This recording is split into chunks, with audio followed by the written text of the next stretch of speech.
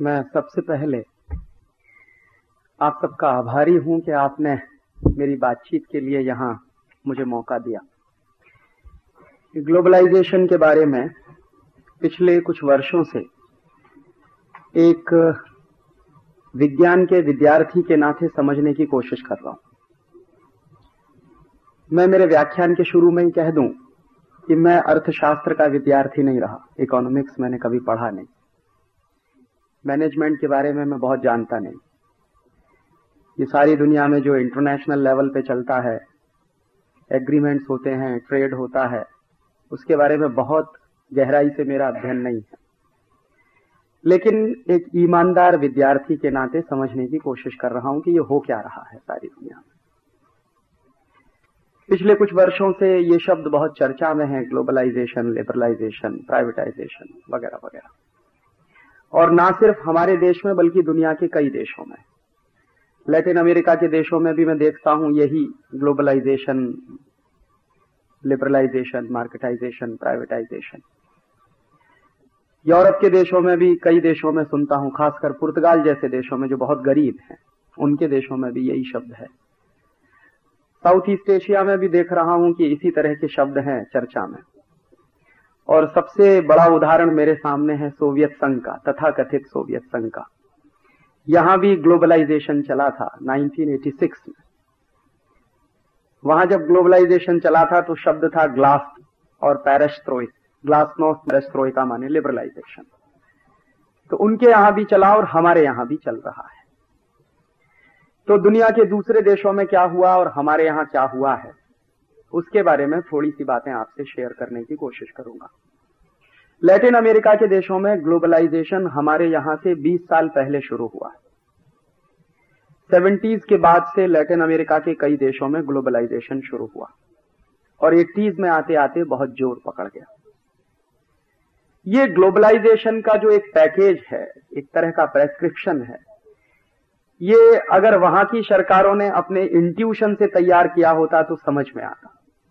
Actually ये पूरा का पूरा पैकेज जो है डिक्टेटेड है। ये ग्लोबलाइजेशन और लिबरलाइजेशन का जो पैकेज है वो वर्ल्ड बैंक और IMF के कुछ लोग हैं, और वहां कुछ एक लॉबी है, कुछ अर्थशास्त्रियों का एक तरह का स्कूल है, एक तरह के थॉट्स हैं, वहां से निकला हुआ ये पैकेज है। तो वहां क्या होता है, कुछ खास तरह की चीजें हैं। जैसे ग्लोबलाइजेशन आप कब करेंगे और कब आप ग्लोबलाइज नहीं है।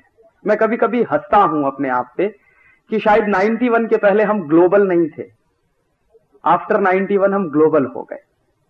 तो ग्लोबल कैसे हो गए? हमने हमारी करेंसी का डिवैल्यूएशन करवा लिया। मनमोहन सिंह साहब आए, उन्होंने कहा कि ग्लोबलाइजेशन के लिए बहुत जरूरी है कि हिंदुस्तान की करेंसी का डिवैल्यूएशन होना चाहिए। तो एक दिन किया, फिर दूसरे दिन अखबार में स्टेटमेंट आया कि बस बहुत हो गया, अब नहीं करने वाले। तीसरे दिन फिर कर दिया। माने ये एक अजीब सी बात है कि एक बड़ा अर्थशास्त्री मनमोहन सिंह के कैलिबर का एक दिन कहता है 2 जुलाई को कि मैं कुछ करूंगा, 12-13%, इससे ज्यादा नहीं करने वाला। 3 जुलाई को अखबार में स्टेटमेंट आता है कि 12-13% से ज्यादा नहीं होने वाला। फिर 4 जुलाई को पता चला कि 23% हो गया।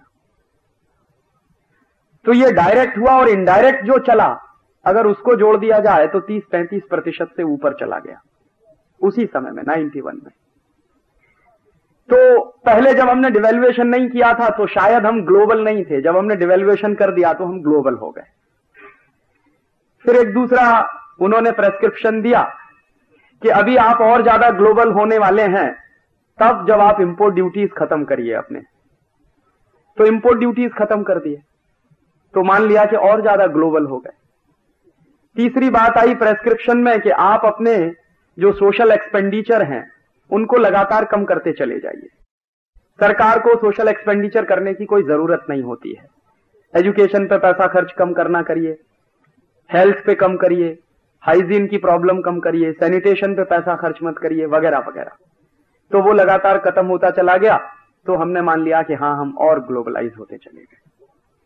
फिर एक दिन ऐसा आया, मनमोहन सिंह का मैंने लेक्चर सुना, उन्होंने कहा कि अभी और ग्लोबल होने के लिए हमको फॉरेन फाइनेंशियल इंस्टीट्यूट्स को हिंदुस्तान में खुलकर आने देना चाहिए। जब तक वो नहीं आएंगे तब तक इस देश में ग्लोबलाइजेशन पूरा नहीं होगा। तो वो भी कर दिया हमने। तो विदेशी पूंजी निवेशकों के लिए हिंदुस्तान का दरवाजा खुल गया, सट्टा बाजार और शेयर बाजार का दरवाजा खुल गया। तो मान लिया हमने कि हम और ज्यादा ग्लोबल होते चले गए, और ये करते करते आज 1997 में हम आके खड़े हैं। देखें तो सही ऑब्जेक्टिवली कि हुआ क्या पिछले 5-6 वर्षों में इस देश में। जो कुछ हुआ है पिछले 5-6 वर्षों में, उसके बारे में सरकार क्या कहती है वही मैं आपसे शेयर करूंगा। मैंने कुछ प्रश्न पूछवाए थे पार्लियामेंट में, लोकसभा में, इस ग्लोबलाइजेशन के मद्देनजर रखते हुए। ग्लोबलाइजेशन के कुछ तर्क हैं। जैसे पहला तर्क है कि आपको कैपिटल की बहुत जरूरत है, हिंदुस्तान में कैपिटल की बहुत कमी है, और जब तक विदेशी पूंजी नहीं आएगी, फॉरेन कैपिटल नहीं आएगा, फॉरेन इन्वेस्टमेंट नहीं होगा, एफडीआई नहीं आएगा, तब तक इस देश का भला नहीं होने वाला। ठीक है, विदेशी पूंजी की बात। दूसरी बात यह कही जाती है कि इस देश में टेक्नोलॉजी की बहुत कमी है, तो टेक्नोलॉजी तभी आएगी जब आप एफडीआई के लिए दरवाजा खोलेंगे, फॉरेन इन्वेस्टमेंट आएगा तो टेक्नोलॉजी आएगी इस देश में।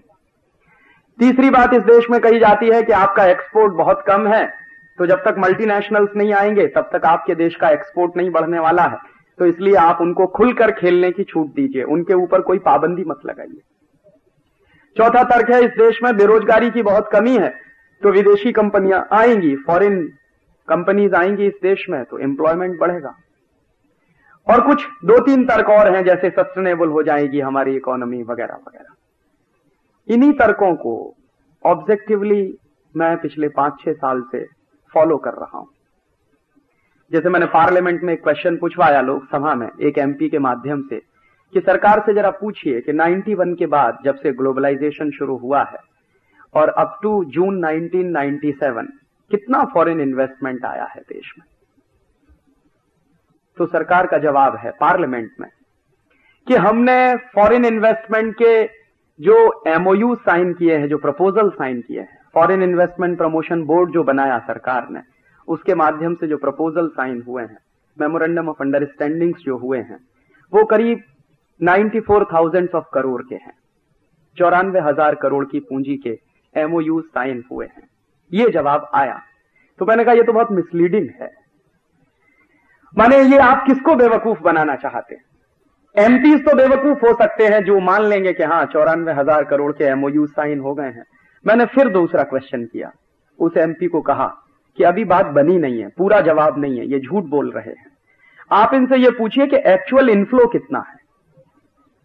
94,000 करोड़ के तो आपने एमओयू साइन कर दिए हैं, लेकिन पूंजी आई कितनी है, वास्तव में कितनी पूंजी आ गई है इस देश में? तो जब स्पेसिफिक और बनाया क्वेश्चन को तो ये घबरा गए और जवाब नहीं देने, और बहुत शायद ऐसे जवाब नहीं देंगे। तो कई पार्टीज के एमपीज को लगा दिया एक ही सवाल पर कि आप एक ही सवाल पूछिए कि एक्चुअल इनफ्लो कितना है 91 से 97 के बीच में। तो बड़े मुश्किल से फाइनेंस मिनिस्टर ने जवाब दिलवाया पार्लियामेंट में, और उनका जवाब है कि एक्चुअल इनफ्लो है 19,700 करोड़ रुपीस के आसपास। माने 94,000 करोड़ के प्रपोजल साइन हुए हैं, एमओयू साइन हुए हैं, लेकिन पूंजी कितनी आई है? मुश्किल से 20,000 करोड़ की पूंजी आई है। और ये डॉलर टर्म्स में नहीं कह रहा हूं, मैं रुपए में कह रहा हूं। और ये मेरा जवाब नहीं है, ये पार्लियामेंट में फाइनेंस मिनिस्टर का दिया हुआ जवाब है। और ये पूंजी आई कितने साल में है?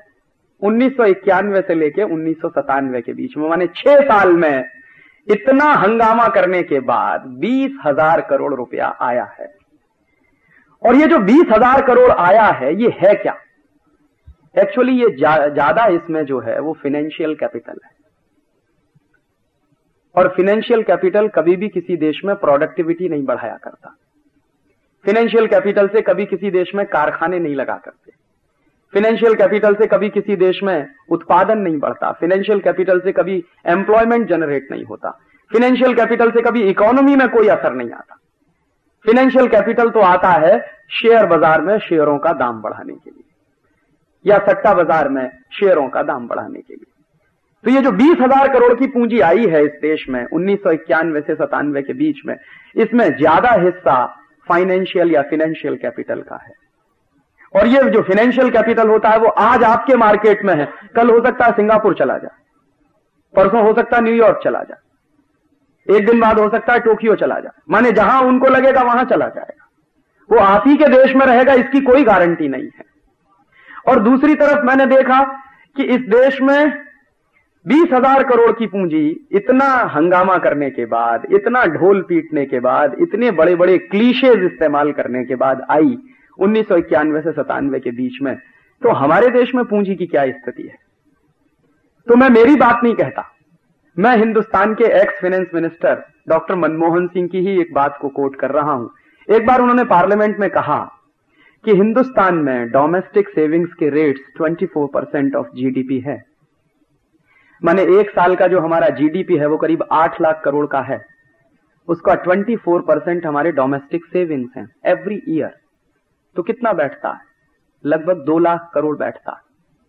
तो 2 लाख करोड़ की तो हमारी डोमेस्टिक सेविंग्स हैं एक साल की। ये मैं नहीं कहता, मनमोहन सिंह कहते हैं। 2 लाख करोड़ की जिस देश में एक साल की सेविंग्स हो और वो देश विदेशी पूंजी के लिए परेशान हो, ये कुछ समझ में नहीं आता। और उस 2 लाख करोड़ का कितना अनुपात है जो 20,000 करोड़ आया है? कितने परसेंट बैठता? माने हम हर साल इस देश में 2 लाख करोड़ रुपए जनरेट करते हैं डोमेस्टिक सेविंग्स के रूप में, और 6 साल में हमारे यहां मात्र आया है 20,000 करोड़ रुपए, और हम ढोल पीट के चिल्ला रहे हैं कि इस देश में ग्लोबलाइजेशन हो रहा है, लिबरलाइजेशन हो रहा है। किसको बेवकूफ बना रहे हैं? और इसी के बाद जब दूसरे हिस्से की बात करना शुरू करिए कि ये जो 20,000 करोड़ आ भी गया है आपके देश में, तो चला कितना गया? क्योंकि विदेशी पूंजी आती है वो आपके फायदे के लिए नहीं आती है, वो उनके फायदे के लिए आती है। और दुनिया में कोई भी देश इतना बेवकूफ नहीं है जो आपके फायदे के लिए अपनी पूंजी आपके देश में आके लगा देगा। एक तो सच्चाई ये है कि 1980 से यूरोपियन मार्केट में भयंकर रिसेशन है, अमेरिकन मार्केट में भी भयंकर रिसेशन है। और मैं जानता हूं जितने अर्थशास्त्र की बातें, उसके अनुसार जितने भी मार्केट में रिसेशन आते हैं तो उनको सबसे ज्यादा पहले अपने रिसेशन दूर करने के लिए पूंजी की जरूरत पड़ती है। तो अगर यूरोपियन मार्केट में रिसेशन चल रहा है 1980 से और अमेरिकन मार्केट में भी रिसेशन चल रहा है 1980 से, तो उनको पूंजी की जरूरत है अपना रिसेशन दूर करने के लिए। और जब उनको अपना रिसेशन दूर करने के लिए पूंजी की जरूरत है तो उनके पास पूंजी बचेगी कहां से जो आपके यहां लाके वो इन्वेस्ट करेंगे? ये मोटी सी बात समझ में आनी चाहिए। अगर उनके मार्केट में रिसेशन नहीं होता, उनके मार्केट में ये सारी बातें नहीं होती मंदी की, और तब कोई पूंजी की बात करता तो समझ में आती। लेकिन जब उनके मार्केट में खुद रिसेशन चल रहा है तो कहां से वो पूंजी आपके देश में लाने वाले हैं? पूंजी है नहीं उनके पास। अगर उनके पास पूंजी होती तो वो अपना रिसेशन दूर करेंगे पहले। और वो इतने दयावान नहीं हैं, इतने साधु महात्मा नहीं हो गए अमेरिका के और यूरोप के लोग कि अपने यहां थोड़ा घाटा सहन करके हिंदुस्तान में लाके पूंजी इन्वेस्ट कर देंगे तो आपका फायदा कर देंगे। इतने धर्मात्मा वो कभी थे भी नहीं और कभी होंगे भी नहीं भविष्य में। तो जब उनका मार्केट रिसेशनरी मार्केट हो गया है तो वहां पहले उनको पूंजी की जरूरत है अपना रिसेशन दूर करने के लिए, तो आपके यहां पूंजी आने वाली नहीं है। इसलिए ये मात्र 20,000 करोड़ की पूंजी आई है, और 6 साल में 20,000 करोड़ आया है तो लगभग 3-3.5 हजार करोड़ एक साल में आया है। ये 3-3.5 हजार करोड़ क्या होता है उस देश में जिस देश का नेशनल बजट 2,40,000 करोड़ का हो? एक साल का हमारा नेशनल बजट 2,40,000 करोड़ का है, उसमें 3-3.5 हजार करोड़ रुपया कौन सी बड़ी बात है? क्या मायने रखता है? और सच्चाई यह है कि कोई ग्लोबलाइजेशन में पूंजी इस देश में आ नहीं रही है, लेकिन जो आई भी है उसकी तुलना में चली कितनी गई है? यह सवाल फिर मैंने लोकसभा में पूछा कि ये 20,000 करोड़ का एफडीआई आया पिछले 91 से 97 के बीच में, लेकिन 91 से 97 के बीच में कुछ गया भी तो है हिंदुस्तान से, वो कितना चला गया? तो फाइनेंस मिनिस्टर का जवाब है कि 91 से 97 के बीच में जो चला गया है हमारे देश से वो 34,000 करोड़ है। माने 20,000 करोड़ आया है और 34,000 करोड़ यहां से चला गया है। तो कौन किसको पूंजी दे रहा है? वो हमको पूंजी दे रहे हैं या हम उनको पूंजी दे रहे हैं? और हमेशा दुनिया में जो फर्स्ट वर्ल्ड कंट्रीज हैं या जो डेवलप्ड कंट्रीज कहते हैं अपने आप को, हालांकि मैं मानता नहीं कि वो डेवलप्ड हैं, लेकिन तथाकथित डेवलप्ड हैं, सो कॉल्ड डेवलप्ड हैं, वो कभी भी गरीब देशों को पूंजी देते नहीं, बल्कि गरीब देशों की पूंजी अपने यहां खींच कर ले जाते हैं। और वो कैसे चलता है? अंक टाट के कुछ फिगर्स है मेरे पास, United Nations commission on trade and development. उनकी कुछ रिपोर्ट्स मेरे पास हैं। तो अंकटाड की रिपोर्ट है 95-96 की, लेटेस्ट तो नहीं कह सकता, 95-96 की है, उसके बाद मुझे आई नहीं तो इसलिए मैं आगे की बात कर नहीं सकता। 95-96 की अंकटाड की रिपोर्ट कह रही है कि 95-96 में दुनिया के अमीर देशों से गरीब देशों में कितनी पूंजी गई और उसी समय में दुनिया के गरीब देशों से अमीर देशों में कितनी पूंजी आई, उसमें कुछ फिगर्स हैं। तो गरीब देशों से जो पूंजी अमेरिका में चली गई, यूरोप में चली गई, उसकी बात तो बाद में, पहले इनके देशों से आई कितनी गरीब देशों में। तो डेवलपिंग कंट्रीज की संख्या अंकटाड के उसमें 120 मानी जाती है। तो 120 गरीब देशों में, डेवलपिंग कंट्रीज में जो पूंजी आई एक साल में, वो करीब है $500 बिलियन। और इसमें क्या क्या है? फॉरेन डायरेक्ट इन्वेस्टमेंट है, फॉरेन लोन है, फॉरेन एड है, तीनों चीजें हैं। कर्जा है, विदेशी पूंजी है और विदेशी सहायता है। तीनों तरह की पूंजी मिला के $500 बिलियन आया गरीब देशों में। और उसी समय में, उसी एक साल में इन देशों से कितना चला गया अमेरिका और यूरोप में, तो उसके फिगर्स हैं $725 बिलियन। माने $725 बिलियन गरीब देशों से अमीर देशों में चला गया और $500 बिलियन अमीर देशों से गरीब देशों में आया। तो कौन किसको पूंजी दे रहा है और कितने बड़े लेवल पे धोखा चल रहा है सारी दुनिया में। अमीर देश कभी पूंजी किसी को दे नहीं सकते। ये पूंजी जो है गरीब देशों से अमीर देशों में जाती है। एक साउथ कमीशन है और साउथ कमीशन के सेक्रेटरी जनरल हुआ करते थे बहुत दिनों तक डॉक्टर मनमोहन सिंह। 1986 से 1989 के बीच में वो साउथ कमीशन के सेक्रेटरी जनरल थे। माने हिंदुस्तान में फाइनेंस मिनिस्टर बनने के पहले वो हिंदुस्तान की 3 सरकारों के एडवाइजर रह चुके हैं, रिजर्व बैंक ऑफ इंडिया के गवर्नर रह चुके हैं, दिल्ली स्कूल ऑफ इकोनॉमिक्स के बड़े भारी अर्थशास्त्री हैं। सारी दुनिया में उनकी बड़ी भारी इज्जत भी है एक अच्छे अर्थशास्त्री के रूप में। तो ये व्यक्ति जब हिंदुस्तान में एक अर्थशास्त्री के रूप में काम करता है तो क्या कहता है, और जब ये आदमी वित्त मंत्री हो जाता है तो क्या कहता है। तो जब ये साउथ कमीशन के सेक्रेटरी जनरल हुआ करते थे तो इन्होंने एक केस स्टडी किया है। वो केस स्टडी मेरे पास है और उस पर मैंने कई लेख भी लिखे थे। वो क्या है कि 86 से 89 के बीच में दुनिया के 17 गरीब देशों के बारे में उन्होंने कुछ आंकड़े दिए हैं, जिनमें हमारा देश है, पाकिस्तान है, बर्मा है, बांग्लादेश है, मलेशिया है, वगैरह वगैरह, नजदीक के गरीब देश हैं। तो उसमें वो कह रहे हैं कि इन 17 गरीब देशों में 1986 से 1989 के बीच में कितनी पूंजी आई है और इन देशों से कितनी पूंजी चली गई है कैपिटल फ्लाइट के रूप में, उसका उन्होंने स्टैटिस्टिक्स दिया है।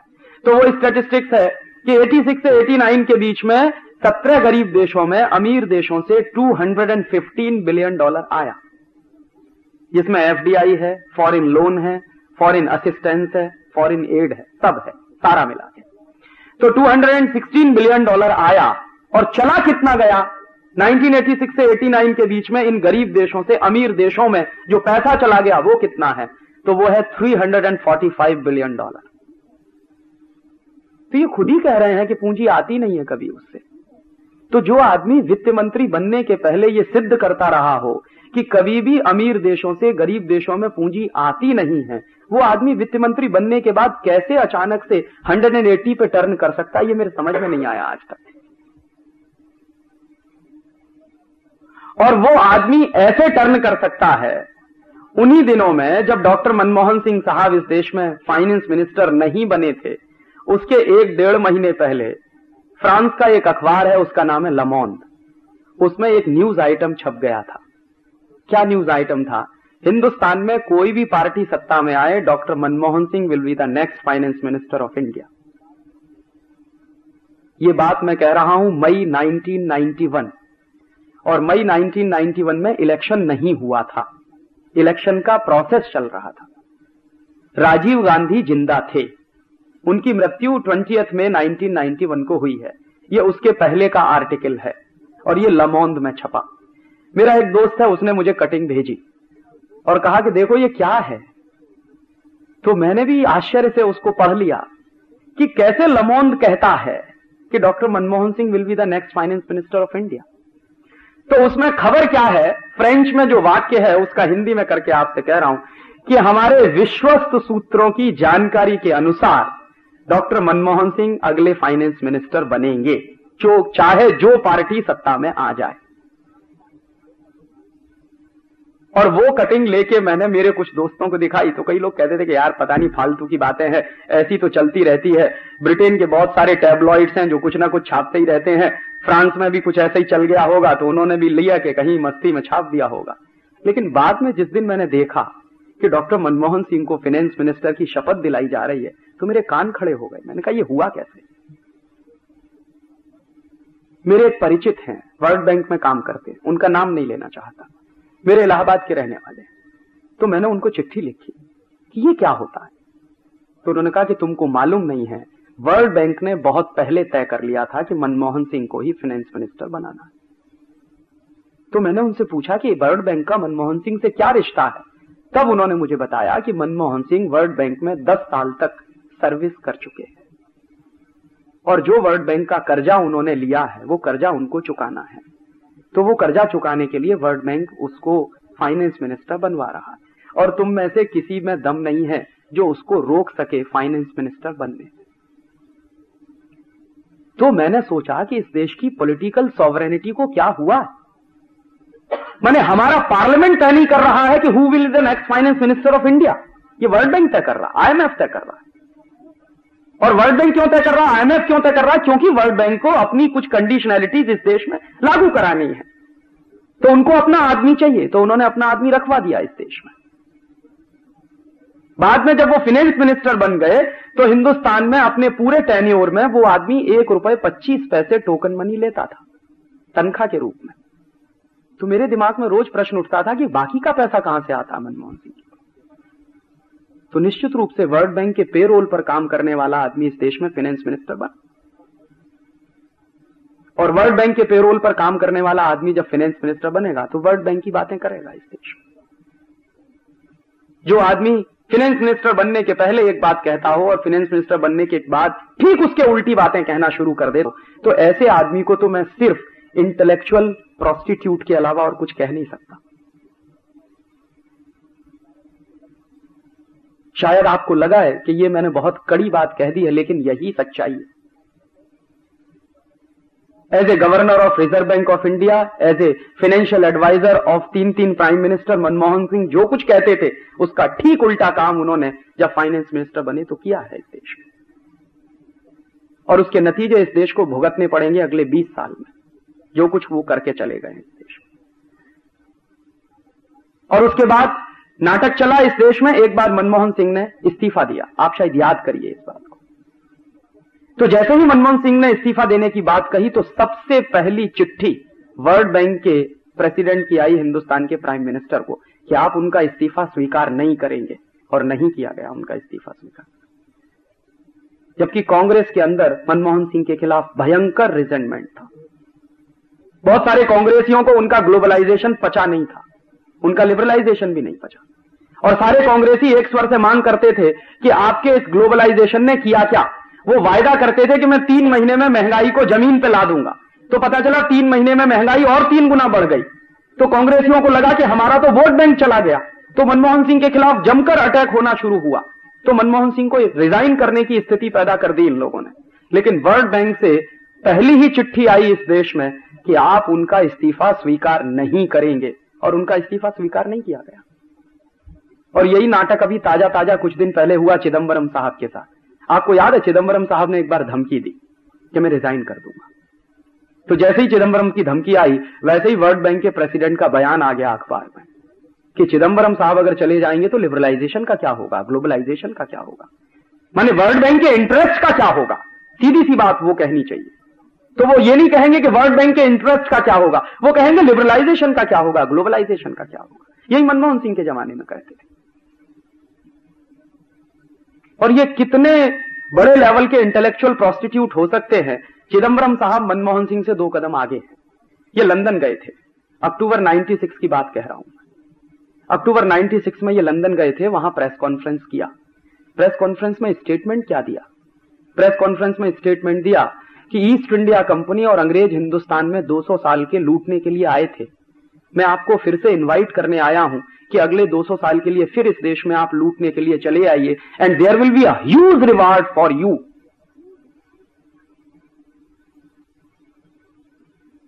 क्या कहें इसको, सिवाय ट्रेटर के दूसरा कोई शब्द मुझे मिलता नहीं जो मैं चिदंबरम के लिए इस्तेमाल करूं। कि एक ऐसा व्यक्ति इस देश में फाइनेंस मिनिस्टर है जो लंदन में जाके कहता है कि ईस्ट इंडिया कंपनी 200 साल के लिए आई थी और आपने हमको लूटा, मैं आपको दोबारा निमंत्रण देने आया हूं कि अगले 200 साल के लिए फिर आ जाइए और लूट कर ले जाइए इस देश में।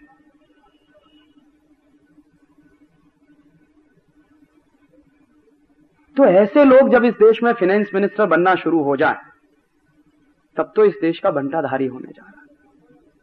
और तब मुझे शक होने लगा है कि सच में कोई लिबरलाइजेशन चल रहा है क्या।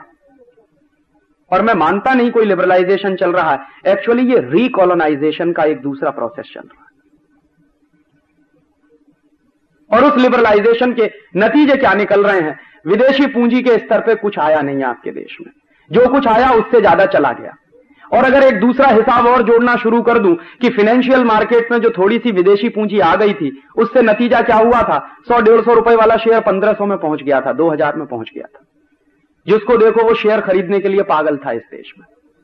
मुझे वो दिन याद है कि मेरे घर के सामने जो पान बेचता है इलाहाबाद में, वो रोज सवेरे सवेरे आता था, मुझसे पूछता था कि राजीव भाई आज एसीसी का दाम क्या है। तो मैं कहता था भाई तुमको क्या लेना देना एसीसी के। नहीं मैंने एसीसी खरीदा। मैंने कहा कहां से तुम्हारे पास पैसा आ गया? कि बीवी के गहने गिरवी रखे हैं, मैंने एसीसी खरीदा। क्या होने वाला है? कहने लगा आप तो बेवकूफ आदमी, आपको मालूम नहीं मैं रातों रात लखपति होने जा रहा हूं। आज ये 1500 का है, कल 2000 का हो जाएगा, फिर 3000 का हो जाएगा, फिर 3500 का हो जाएगा। आप देखिए रातों रात लखपति हो जाऊंगा मैं।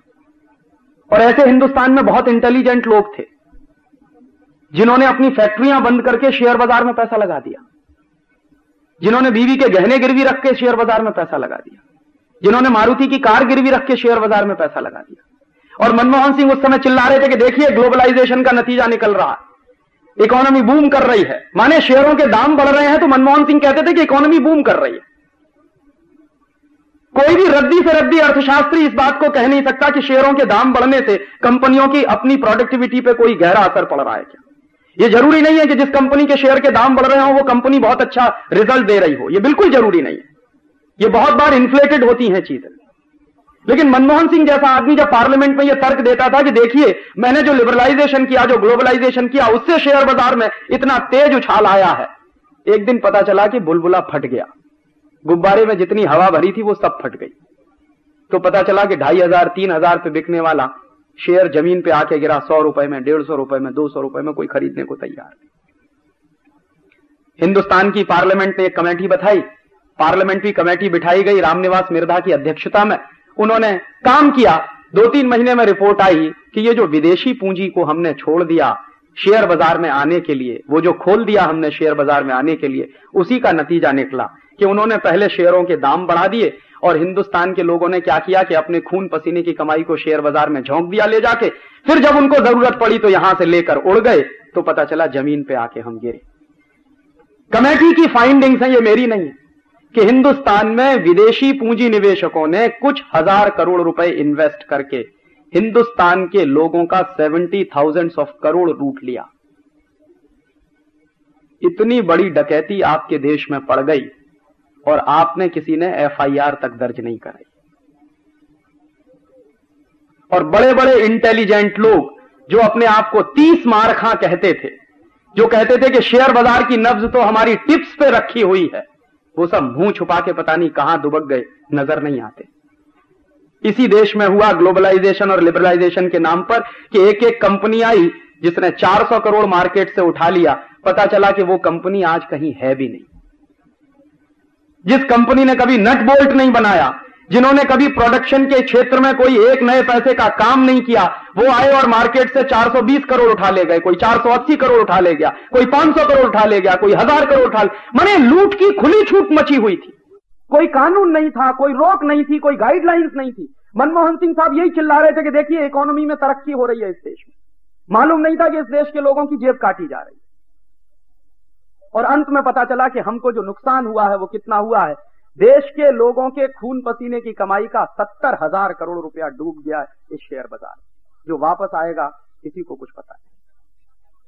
और मैं पूछता हूं कि ऐसे समय में मनमोहन सिंह को ला के चौराहे पे कम से कम 2-4 बातें पूछ तो लेनी चाहिए कि एक जमाने में आप चिल्लाया करते थे पार्लियामेंट के अंदर कि देखिए ये मेरे लिबरलाइजेशन का कमाल है, कि शेयर बाजार चढ़ रहा है, फिर क्या हुआ इसमें, क्यों डूब गया 70,000 करोड़ रुपया, कौन जिम्मेदार है इसका? किसी की अकाउंटेबिलिटी बनती है कि नहीं इस देश में? किसी की अकाउंटेबिलिटी नहीं बनी। और उसी कमेटी ने जो रिकमेंडेशंस किए थे मनमोहन सिंह को कि ये सारा तमाशा सिटी बैंक के इशारे पर हुआ, हर्षद मेहता तो उसमें सिर्फ एक कठपुतली की तरह से काम करता रहा। ये मैं नहीं कहता, पार्लियामेंट्री कमेटी की फाइंडिंग्स है। और कमेटी ने ये रिकमेंडेशंस किए कि सिटी बैंक ऑफ इंडिया को हिंदुस्तान से बिस्तर बांध के भगा देने की जरूरत है। तो मनमोहन सिंह ने स्टेटमेंट किया कि नहीं, हम सिटी बैंक ऑफ इंडिया को अगर भगा देंगे तो गलत सिग्नल्स जाएंगे दुनिया में। माने चोर को चोर नहीं कह सकते हम, डकैत को डकैत नहीं कह सकते हम, क्योंकि हमारे सिग्नल्स गलत चले जाएंगे। कौन सा देश है ये, और कौन सा फाइनेंस मिनिस्टर इस देश को रूल करता है? दुनिया के किसी भी दूसरे देश में अगर अमेरिका में ही ये स्कैम हुआ होता, हिंदुस्तान की जगह अमेरिका को रखकर देखिए, और अमेरिका में ये स्कैम हुआ होता और काश स्टेट बैंक ऑफ इंडिया हमारा उसमें इन्वॉल्व होता, तो अमेरिकन सरकार ने 1 मिनट की देर नहीं की होती स्टेट बैंक ऑफ इंडिया को वहां से रवाना करने में। ये हम पॉलिटिकल स्लेव कंट्री में रहते हुए मैं कह रहा हूं इस देश में कि सिटी बैंक ऑफ इंडिया के बारे में सारे सबूत होने के बावजूद इस देश में सिटी बैंक ऑफ इंडिया को हिंदुस्तान से नहीं भगाया गया, क्योंकि मनमोहन सिंह नहीं चाहता।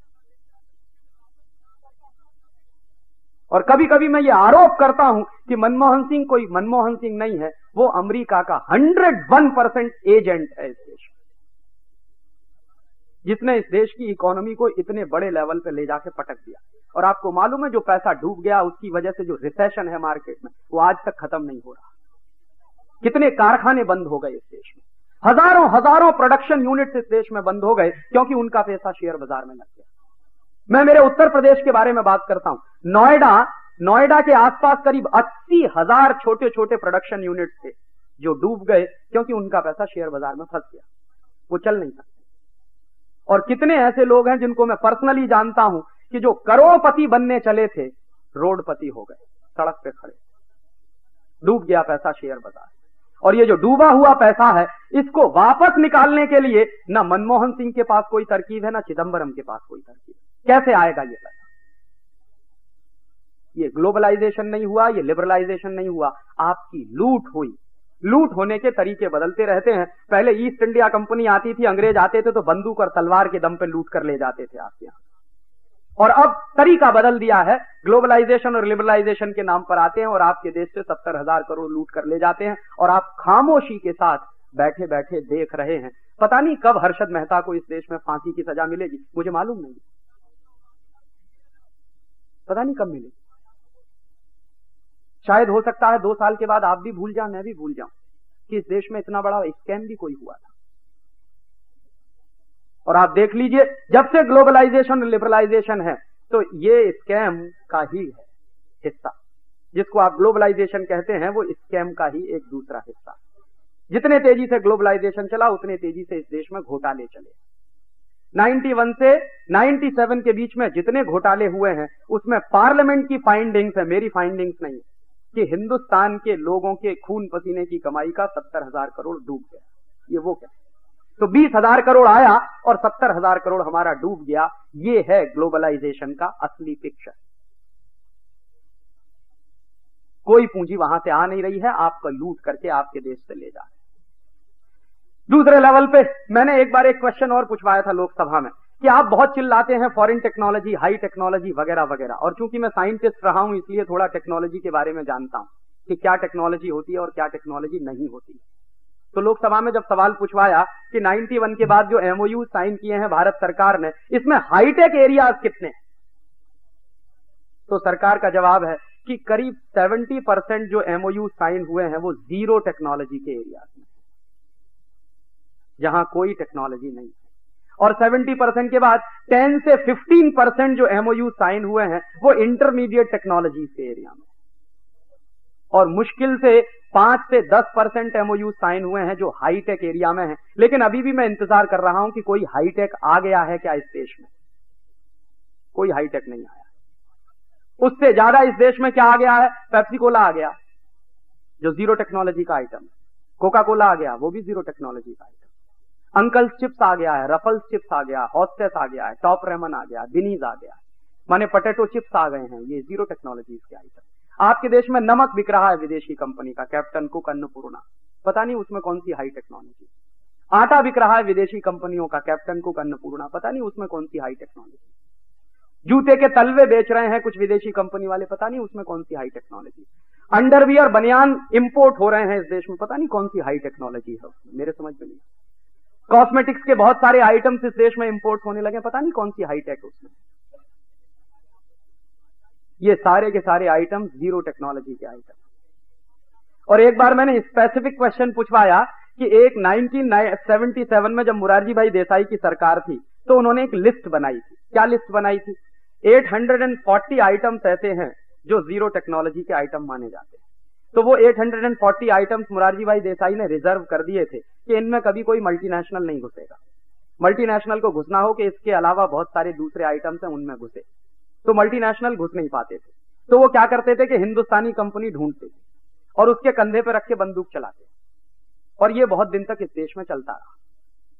वो सीधे घुस नहीं सकते थे क्योंकि नियम था। मनमोहन सिंह ने वो नियम बदल दिया। उन्होंने क्या किया कि वो 870 जो आइटम थे इस देश में स्मॉल स्केल इंडस्ट्रीज के लिए या जीरो टेक्नोलॉजी के लिए रिजर्व जो आइटम थे उनको भी खोल दिया। तो भड़ बढ़ा के सारे मल्टीनेशनल उसी में घुस गए। सच्चाई ये है कि कभी कोई मल्टीनेशनल आपके देश में आता नहीं टेक्नोलॉजी लेकर। वो क्या लेकर आते हैं? जो उनके यहाँ 20 साल पुरानी हो गई है टेक्नोलॉजी, जिसके लिए उनके पास जमीन नहीं है डंप करने के लिए, उसको लाके आपके देश में पटक देते हैं और आप चिल्लाते हैं कि हमारे देश में हाई टेक आ गया। कोई हाई टेक आता नहीं।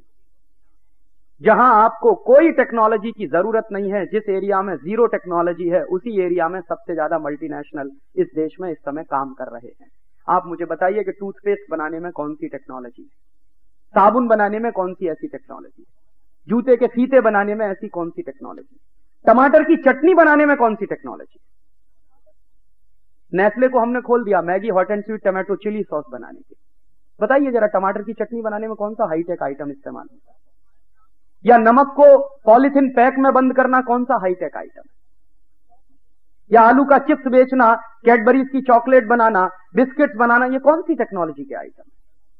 ये तो सब 870 वो आइटम है जिनको भारत सरकार ने 1977 में माना था कि ये सब जीरो टेक आइटम है, और सारे मल्टीनेशनल इन्हीं क्षेत्र में घुसे हुए हैं। एक भी मल्टीनेशनल इस देश में नहीं आया सैटेलाइट बनाने के लिए। सैटेलाइट बनाना हाईटेक आइटम है, और इस देश में एक भी मल्टीनेशनल नहीं है जो सैटेलाइट बनाने के लिए आया हो। मिसाइल बनाना हाईटेक आइटम है, एक भी मल्टीनेशनल नहीं है जो इस देश में मिसाइल बनाने के लिए आया हो। टेलीकम्युनिकेशन में डिजिटल इलेक्ट्रॉनिक्स इक्विपमेंट बनाना कुछ हाईटेक आइटम माना जाता, लेकिन एक भी मल्टीनेशनल नहीं आया जो उसको उस क्षेत्र में कुछ करने वाला हो। सच्चाई ये है कि जो सच में हाईटेक है वहां आपको कोई टेक्नोलॉजी देता नहीं है, और कभी कभी आप लेने की कोशिश करें तो आपको लंगड़ी मार के गिरा देते हैं। जैसे मैं एक सॉलिड एग्जाम्पल दूं, राजीव गांधी जब प्राइम मिनिस्टर थे तो एक दिन रोते रोते अमेरिका पहुंच गए। ये हमारे देश में भिखारी की बड़ी बुरी आदत है। इस देश का प्राइम मिनिस्टर भी भिखमंगई की तरह से बात करता। कटोरा लेके पहुंच गए रोनाल्ड रीगन के सामने कि हमको सुपर कंप्यूटर दे दीजिए। इनको बहुत समझाया था इस देश के साइंटिस्टों ने कि आप मत जाइए, बेइज्जती हो जाएगी आप, लेकिन माने नहीं, क्योंकि धुन थी कि हिंदुस्तान को 21वीं सेंचुरी में ले जाएंगे। जैसे उन्हीं के ले जाने पे जाएगा, ये देश अपने तरीके से जाने वाला नहीं था 21वीं सेंचुरी। तो पहुंच गए अमेरिका में भीख मांगने के लिए। क्या भीख मांगा रोनाल्ड रीगन से कि हमको सुपर कंप्यूटर दे दीजिए, और क्या चाहिए आपको? क्रायोजेनिक इंजन चाहिए। तो रोनाल्ड रीगन ने कहा कि सोचेंगे। फिर पीछे पड़े उनके बाद दोबारा फिर पहुंच गए अमेरिका कि आपने क्या सोचा? तो रोनाल्ड रीगन ने कहा कि हमने सोचा है कि हम आपको न तो सुपर कंप्यूटर देंगे और न हम आपको क्रायोजेनिक इंजन देंगे। अमेरिका की दो कंपनियां थी उस समय, एक थी IBM इंटरनेशनल बिजनेस मशीन, जो चाहती थी कि इंडियन गवर्नमेंट से कोई एग्रीमेंट अगर साइन हो जाए तो हमारा सुपर कंप्यूटर हिंदुस्तान में बिक जाए। कंपनी के मन में था, लेकिन रोनाल्ड रीगन ने कहा कि यह संभव नहीं। उसके बाद मैकडोनल्ड डगलस चाहता था, मैकडोनल्ड डगलस आज भी चाहता है कि हम हिंदुस्तान को अपना क्रायोजेनिक इंजन बेचें, लेकिन रोनाल्ड रीगन ने कहा कि यह भी संभव नहीं। तो बेचारे मुंह लटकाए हुए अमेरिका से वापस लौट आए। जो बेइज्जती हुई वॉशिंगटन में वो अलग हुई। यहां से बड़े ताम झाम के साथ गए थे सुपर कंप्यूटर मांगने, क्रायोजेनिक इंजन मांगने, वहां से खाली हाथ लौट आए, और यहां आके एक दिन लिटरली CSIR के साइंटिस्टों की मीटिंग में रो पड़े कि मैं गया सुपर कंप्यूटर मांगने, क्रायोजेनिक इंजन मांगने, लेकिन मुझे नहीं मिला। तो हमारे यहाँ उस समय डॉक्टर एस.के. जोशी डायरेक्टर हुआ करते थे। मैं भी उस समय CSIR के एक रिसर्च प्रोजेक्ट में काम करता था। तो उन्होंने कहा कि हमने तो आपको पहले ही मना किया था कि अमेरिका कभी भी आपको कोई हाई टेक आइटम देने वाला नहीं है, आप क्यों गए थे अपनी बेइज्जती कराने। तो उन्होंने कहा आप कोई तो रास्ता निकालो। तो कुछ साइंटिस्टों ने उनको सुझाव दिया कि आप ऐसा करिए, रूस के साथ एग्रीमेंट कर लीजिए।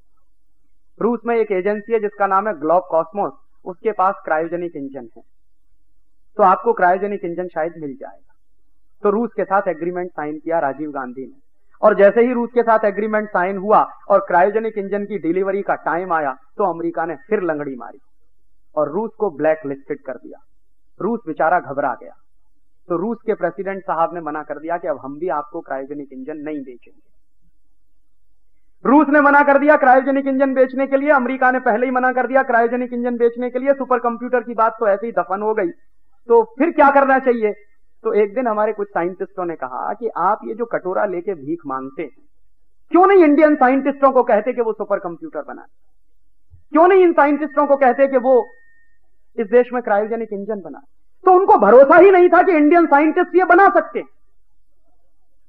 तो CSIR के लोगों ने उनको भरोसा दिलाया कि आप ये मत मानिए, इंडियन साइंटिस्ट उतने ही कॉम्पिटेंट हैं जितने अमेरिकन साइंटिस्ट हैं, बशर्ते कि उनको काम देने की जरूरत है और उनको प्रोटेक्शन देने की जरूरत है। तो डरते डरते उन्होंने CSIR को कहा कि ठीक है, अच्छा आप बना लीजिए भाई, अगर आपको लगता है तो CSIR का पूना में एक सिस्टर कंसर्न है CDAC, उनको दे दिया गया कि आप सुपर कंप्यूटर बनाइए।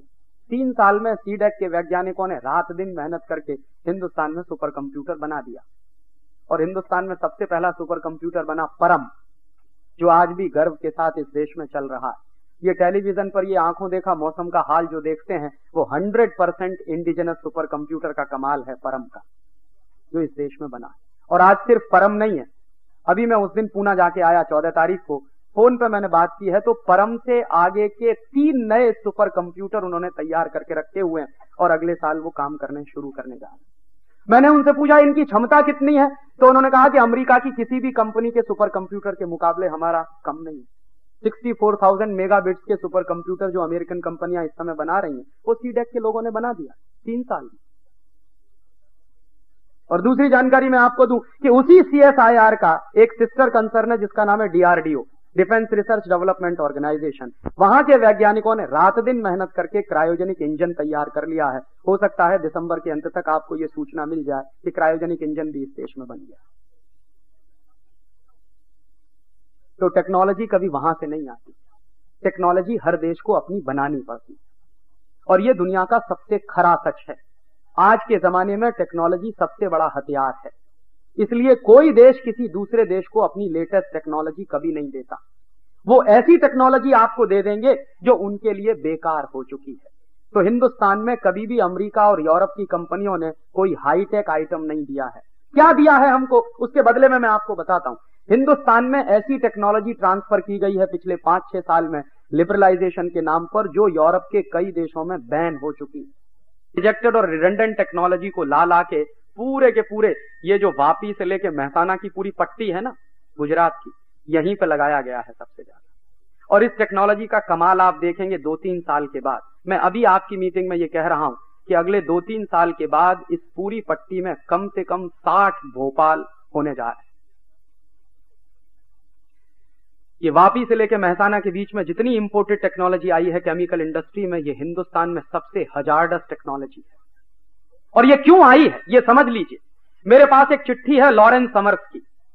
लॉरेंस समर्स बड़ा भारी अर्थशास्त्री माना जाता है अमेरिका में, हालांकि मैं मानता नहीं कि उसको अर्थशास्त्र का कोई बहुत ज्ञान है, लेकिन वो माना जाता है। और लॉरेंस समर्स वर्ल्ड बैंक का प्रेसिडेंट रह चुका है।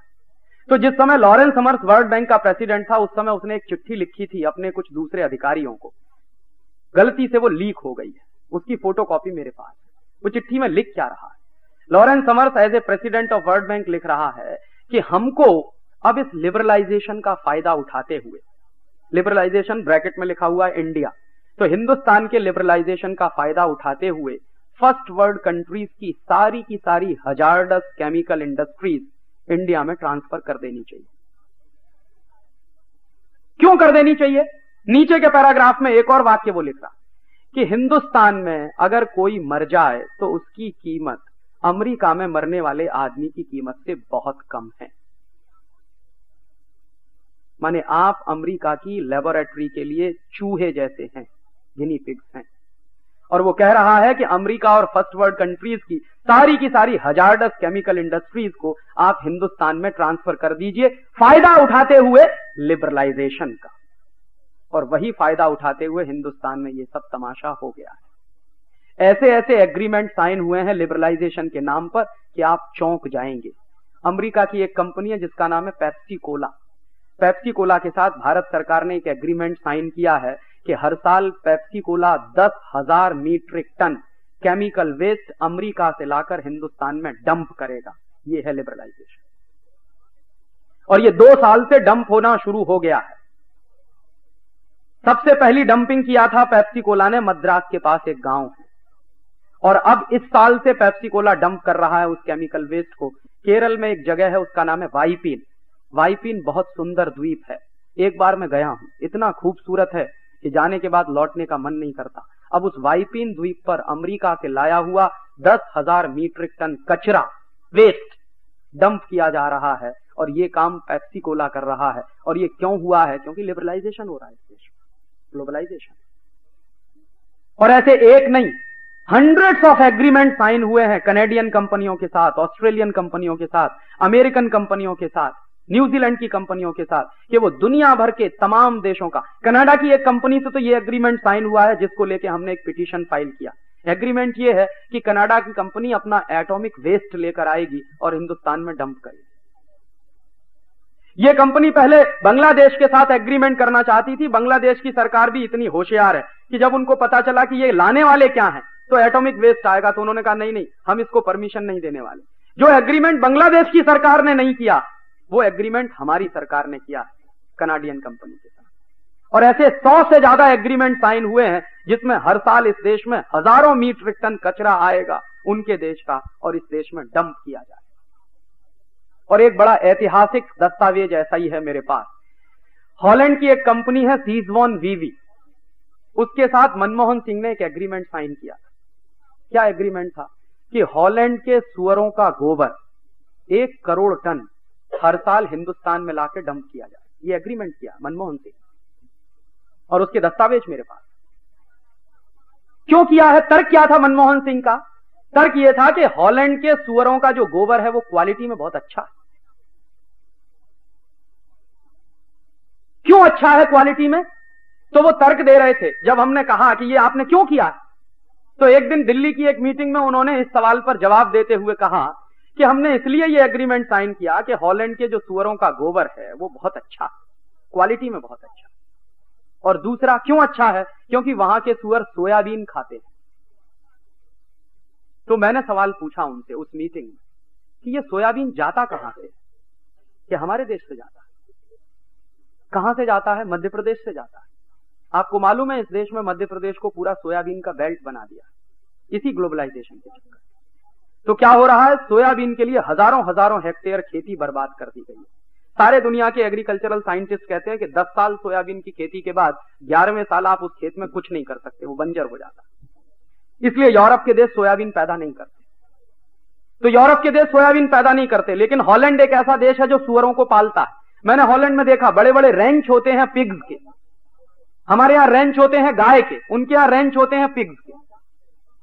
क्यों बनाते हैं रेंच? क्योंकि सुअर का मांस खाना, और सुअर के मांस को स्वादिष्ट बनाने के लिए उसको सोयाबीन खिलाना। लेकिन हॉलैंड की सरकार वो सोयाबीन अपने खेतों में पैदा नहीं होने देती। उसके लिए भारत सरकार से उन्होंने समझौता करके हमारे यहां सोयाबीन पैदा करवाना शुरू किया। तो यहां से सोयाबीन की खली जाती है, उनके सुअर खाते हैं, और उसके बाद जो टट्टी करते हैं वो हमारे देश में आएगी। ये एग्रीमेंट किया। और ये एग्रीमेंट एक ऐसे व्यक्ति का है जिसको हिंदुस्तान में बेस्ट फाइनेंस मिनिस्टर का अवार्ड मिला। पता नहीं उनके दिमाग में भी वही गोबर भरा हुआ है। और जब हम कोर्ट में गए ये सब बातें लेकर, और मनमोहन सिंह को लगा कि अब फंसने वाले हैं और जवाब नहीं देते बन रहा था उनको, कोर्ट ने नोटिस इशू कर दिए थे। इसको हमने पब्लिक इंटरेस्ट पिटीशन बनाया था। तो मनमोहन सिंह ने फिर बाद में प्रेशर में आके वो एग्रीमेंट कैंसिल किया। ऐसे एग्रीमेंट साइन होते हैं लिबरलाइजेशन और ग्लोबलाइजेशन। कोई एक मॉनिटरिंग कमेटी नहीं है इस देश में जो ये छांटती हो कि क्या एग्रीमेंट साइन हुआ है और उसके क्या परिणाम होने जा रहे हैं इस देश में। एक भी कमेटी ऐसी नहीं बनाई भारत सरकार। और जितने एग्रीमेंट साइन हुए हैं टेक्नोलॉजी ट्रांसफर के नाम पर, वो सब की सब रिजेक्टेड और रिडंडेंट टेक्नोलॉजी है इस देश में। और टेक्नोलॉजी कैसे आती है, एक सॉलिड एग्जांपल मैं आपको दूं। हिंदुस्तान में एक कंपनी आई जिसका नाम था कैलविनेटर, अमेरिकन कंपनी, मल्टीनेशनल। हमारे यहां रेफ्रिजरेटर लेके आई। क्यों आई साहब? उनके मन में दया आ गई कि हिंदुस्तान के लोगों को ठंडा पानी पिलाना। सच्चाई ये थी कि कैलविनेटर की मार्केटिंग खत्म हो गई पूरे यूरोप, अमेरिका में। क्यों खत्म हुई? क्योंकि अमेरिका और यूरोप के देशों में एक प्रॉब्लम शुरू हो गई क्लोरोफ्लोरोकार्बन के एमिशन की, सीएफसी। तो सीएफसी एमिशन की जब प्रॉब्लम शुरू हुई, और खासकर ये नॉर्डिक कंट्रीज में बड़ी भारी प्रॉब्लम हो गई, स्कैंडिनेवियन कंट्रीज में बड़ी भारी प्रॉब्लम हो गई। तो वहां क्या हुआ कि ये जितनी रेफ्रिजरेशन की टेक्नोलॉजी है, इस पूरी की पूरी टेक्नोलॉजी में सीएफसी बहुत बुरी तरह से एमिट होती है। और सीएफसी के एमिशन से होता क्या है, हमारे वातावरण में ओजोन होती है, और ये ओजोन हमारे लिए बहुत जरूरी है। ओजोन अगर ना हो पूरे वातावरण में तो हम जिंदा नहीं रह सकते, क्योंकि सूर्य की किरणें जो आती हैं उनमें अल्ट्रावायलेट रेज होती हैं, और वो अल्ट्रावायलेट रेज इतनी खतरनाक होती हैं कि आपकी चमड़ी पर अगर सीधे पड़े वो अल्ट्रावायलेट रेज, तो आपकी चमड़ी जो है जल जाएगी, स्किन कैंसर होने की संभावना बढ़ जाती है। तो ये रेफ्रिजरेशन की और एयर कंडीशनिंग की जितनी टेक्नोलॉजी दुनिया में डेवलप हुई है, इसके सबसे बड़े दुष्परिणाम निकले कि सीएफसी एमिशंस बहुत बढ़ गए, और इतने बढ़ गए कि इन नॉर्डिक कंट्रीज के ऊपर ओजोन में एक बड़ा भारी होल हो गया, छेद हो गया। तो उनके यहां क्या प्रॉब्लम हुई, गर्मी बढ़ गई, और जैसे ही गर्मी बढ़ी तो बर्फ पिघलना शुरू हो गई। और आपको मालूम है यूरोप में पूरे के पूरे पोर्शन में 1/3 तो सिर्फ बर्फ ही बर्फ है। तो वो बर्फ पिघलना शुरू हुई, और जैसे बर्फ पिघलना शुरू हुई तो नदियों में पानी ज्यादा आने लगा, और पानी ज्यादा आने लगा तो बाढ़ आने लगी। आपको मालूम है साल भर पहले लॉस एंजलिस में बाढ़ आई, जिसमें पूरा का पूरा शहर बह गया। इतना बड़ा मैनेजमेंट था अमेरिका का, कुछ नहीं कर पाया, लॉस एंजलिस में बाढ़ आई। बाद में पता चला कि क्यों आई वो बाढ़, इसलिए आई कि अमेरिका में गर्मी बढ़ गई है, तो बर्फ ज्यादा पिघल रही है, ग्लेशियर्स ज्यादा पिघल रहे हैं, नदियों में पानी बढ़ गया। क्यों बढ़ गया? क्योंकि कार्बन एमिशन है और सीएफसी एमिशन है, दोनों टेम्परेचर इंक्रीज कर रहे हैं। तो इन सारे देशों में एक भयंकर किस्म की घबराहट पैदा हुई, और उस घबराहट के चक्कर में इन्होंने क्या किया, इन 12-13 देशों ने, जो अमीर देश माने जाते हैं, एक समझौता कर लिया। क्या समझौता किया कि धीरे धीरे सीएफसी एमिशन हम खत्म करते चले जाएंगे, और सन 2000 में तो बिल्कुल टोटली स्टॉप कर देंगे, कार्बन एमिशन भी खत्म कर देंगे और सीएफसी एमिशन भी खत्म कर देंगे। तो संकट हुआ कि सीएफसी एमिशन करने वाली टेक्नोलॉजी का क्या होगा। तो किसी ने उनको कहा कि हिंदुस्तान में ले जाकर डंप कर दो, बहुत अच्छा देश। तो कैलविनेटर वाले यहां आ गए, और यहां आके उन्होंने विज्ञापन देना शुरू कर दिया कि रेफ्रिजरेटर घर की शान, बिना रेफ्रिजरेटर के घर में शान ही नहीं। हिंदुस्तान के इडियट्स लोगों ने कभी एक मिनट ये नहीं पूछा कि इस रेफ्रिजरेटर की हमको क्या जरूरत है। यूरोप में, नॉर्डिक कंट्रीज में, स्कैंडिनेवियन कंट्रीज में रेफ्रिजरेशन का सिस्टम आया क्यों? तो सीधी सी बात है, बहुत सूखा हिस्सा है, और सूखे हिस्से में भोजन ज्यादा समय तक सुरक्षित नहीं रहता, और वहां परंपरा भी कुछ ऐसी है कि सप्ताह में एक दिन भोजन बनाया जाता है। मैं यूरोप के कई देशों में रहा हूं तो मैं देखता था सिर्फ फ्राइडे को भोजन बनाते हैं, और बाकी दिन फिर उसी को निकाल के खाते हैं फ्रीजर में। किसी को फुर्सत ही नहीं है रोज गर्म खाना बनाने की, सब्जियां रोज मिलती नहीं है। मैं फ्रांस में था तो बीन्स अगर लेनी होती थी तो एक दिन मिलती थी हफ्ते में, वो भी इंडिया से जाती थी तब मिलती थी। कॉलीफ्लावर लेना है तो कभी एक दिन मिलता था हफ्ते में। तो हरी सब्जियां मिलती नहीं है, या तो यहां से जाती हैं हिंदुस्तान से, या लैटिन अमेरिका से आती हैं, या अफ्रीका से जाती है। तो अफ्रीका से फल भी जाते हैं बहुत बड़ी मात्रा में। तो वहां क्या होता है कि जो पहले खरीद ले वो घर के अंदर रख ले उसको, बाकी किसी को मिलता नहीं। तो रेफ्रिजरेटर की इसलिए उनको जरूरत थी कि स्टोरेज करके रखना है। सप्ताह में 1 या 2 दिन हरी सब्जी मिल पाती है, सप्ताह में 1 या 2 दिन खाना बना पाते हैं, इसलिए खाना बना के भी रख लेंगे, सब्जियां भी इकट्ठी करके रख लेंगे, इसलिए उन्होंने रेफ्रिजरेटर का ईजाद किया। थ्योरी तो हम भी जानते थे, रेफ्रिजरेशन की थ्योरी तो सारी दुनिया में यूनिवर्सल है। थ्योरीज तो हमेशा यूनिवर्सल होती हैं, टेक्नोलॉजी लोकल होती है। तो थ्योरीज तो हम भी जानते थे रेफ्रिजरेशन की। हिंदुस्तान में पिछले 500-700 साल से रेफ्रिजरेशन की थ्योरीज पे बहुत काम होता है, ऐसा नहीं है कि ये देश जानता नहीं। लेकिन हमने कभी रेफ्रिजरेटर बनाया नहीं। क्यों नहीं बनाया? हमको जरूरत नहीं थी। क्यों नहीं जरूरत थी? रोज इस देश में सवेरे भी ताजी सब्जी लीजिए, शाम को भी मिल जाएगी। और मेरे अपने शहर में तो 3 टाइम मिलती है, सवेरे अलग मिलती है, दोपहर को अलग मिलती है, शाम को अलग मिलती है। और दूसरा एक और अद्भुत सिस्टम है, रोज गरम गरम मेरी मां मुझको रोटी बना के खिलाती है। यूरोप में कभी कोई मां नहीं खिलाती अपने बच्चे को गरम गरम रोटी, जानता भी नहीं है कोई रोटी बनाना। तो उनकी प्रॉब्लम थी, इसलिए उन्होंने रेफ्रिजरेटर का ईजाद किया। हम काहे के चक्कर में फंस गए जो हमने अपने घर में खरीद के उसको रख लिया। तो ये क्या होता है कि टेक्नोलॉजी आपकी जरूरत की नहीं है, लेकिन वो टेक्नोलॉजी आपकी जबरदस्ती जरूरत बनाई जाती। और उन्होंने आपके यहां रेफ्रिजरेटर को जरूरत बना के पेश किया, क्योंकि उनको रेफ्रिजरेटर आपके यहां डंप करना था। उनको अपने यहां सीएफसी की प्रॉब्लम से छुटकारा पाना था, उनको अपने यहां एमिशन की प्रॉब्लम से छुटकारा पाना था, इसलिए आपके देश में लाके रेफ्रिजरेटर डंप किया। और वो डंप होने वाली चीज बिकेगी कैसे, तो उसके लिए हैवी एडवर्टीजमेंट उन्होंने किया। और वो एडवर्टीजमेंट बड़े जबरदस्त तरीके से एक एक आदमी के चुभोया जाता था। कैसे चुभोया जाता था? आपका घर कुछ भी नहीं है अगर उसमें रेफ्रिजरेटर नहीं। और रोज रोज रात दिन कोई अगर आपको ऐसे ही कोंचे कि आपका घर कुछ नहीं है अगर आपके घर में रेफ्रिजरेटर नहीं है, आपका घर बहुत रद्दी है अगर आपके घर में रेफ्रिजरेटर नहीं है, तो घर की शान बढ़ाने के लिए एक न एक दिन तो आप ले ही आएंगे, क्योंकि रोज रोज यही सुन रहे हैं। और वो हम ले आए हमारे घर में, हमको मालूम नहीं कि हम उसका क्या इस्तेमाल करें, क्योंकि वो टेक्नोलॉजी इंडियन नहीं है, टेक्नोलॉजी यूरोपियन है। थ्योरीज हो सकती है इंडियन यूरोपियन एक जैसी हो, लेकिन टेक्नोलॉजी तो इंडियन यूरोपियन एक जैसी होती नहीं। उनको जरूरत थी, उन्होंने वैसी टेक्नोलॉजी बनाई, हमको जरूरत नहीं थी, हमने वैसी टेक्नोलॉजी नहीं बनाई। अब जब फ्रिज आ गया हमारे घर में, तो देखिए पूरा घर कैसे बदलता। मैंने देखा कि जिनके घरों में फ्रिज आ गया तो उन्होंने अपने घर को रीस्ट्रक्चर कर दिया। कैसे रीस्ट्रक्चर किया कि पहले वो रोज ताजी सब्जी खरीद कर लाते थे, फिर जबरदस्ती एक साथ 10-10 किलो सब्जी लाने लगे, क्योंकि भरना तो चाहिए फ्रिज, और ला के भरने लगे उसमें। फिर क्या हुआ, इस देश में बड़ा अच्छा शुद्ध पानी मिलता था माटले का, तो जबरदस्ती माटला बंद करके रेफ्रिजरेटर में पानी रखना चाहिए।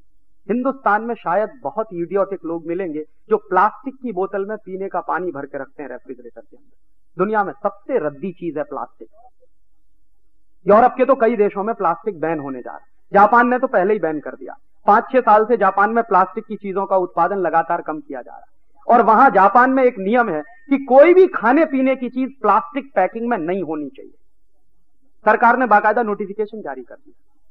हमने क्या किया, क्योंकि फ्रिज आ गया है घर में, तो फ्रिज का इस्तेमाल भी होना चाहिए। हमको मालूम नहीं है कि इसका सही इस्तेमाल क्या है, तो पानी भी उसमें रखना चालू कर दिया। अब प्लास्टिक की बोतल में पानी रखा हुआ, मेहमान आया, साहब पानी पिएंगे, तो सीधे बोतल निकाल के उसके सामने पेश कर दिया। ये नहीं कि पानी को गिलास में डाल के पेश करें, बोतल निकाल के पेश करेंगे, ताकि पता तो चले कि हमारे घर में फ्रिज है। अगर गिलास में भर के ले जाएंगे तो पता नहीं माटले का है कि फ्रिज का है, पता ही नहीं चलेगा मेहमान को। और सारी दुनिया के साइंटिस्ट कहते हैं, मेडिकल साइंस के एक्सपर्ट कहते हैं कि फ्रिज का पानी एक ही काम करता है, कॉन्स्टिपेशन बढ़ाता है। यूरोप और अमेरिका में मैं जितने दिन देखा रहा, मैंने हर तीसरे चौथे आदमी को कॉन्स्टिपेशन का मरीज पाया। और अभी तो उनकी जो फिगर्स आए हैं, लेटेस्ट फिगर, वो तो चौंकाने वाले हैं। 90% पॉपुलेशन यूरोपियन ब्लॉक में कॉन्स्टिपेशन का शिकार है। और इतना जबरदस्त कॉन्स्टिपेशन वहां होता था, मैं जहां रहता था यूरोप में, तो मैं देखता था 4-4 दिन 5-5 दिन संडास नहीं होती लोगों को। एक बार एक डॉक्टर जुकरसन से मेरी मुलाकात हुई, बड़े भारी डॉक्टर माने जाते हैं। तो मैंने उनसे पूछा कि आपके देश में इतना कॉन्स्टिपेशन क्यों है?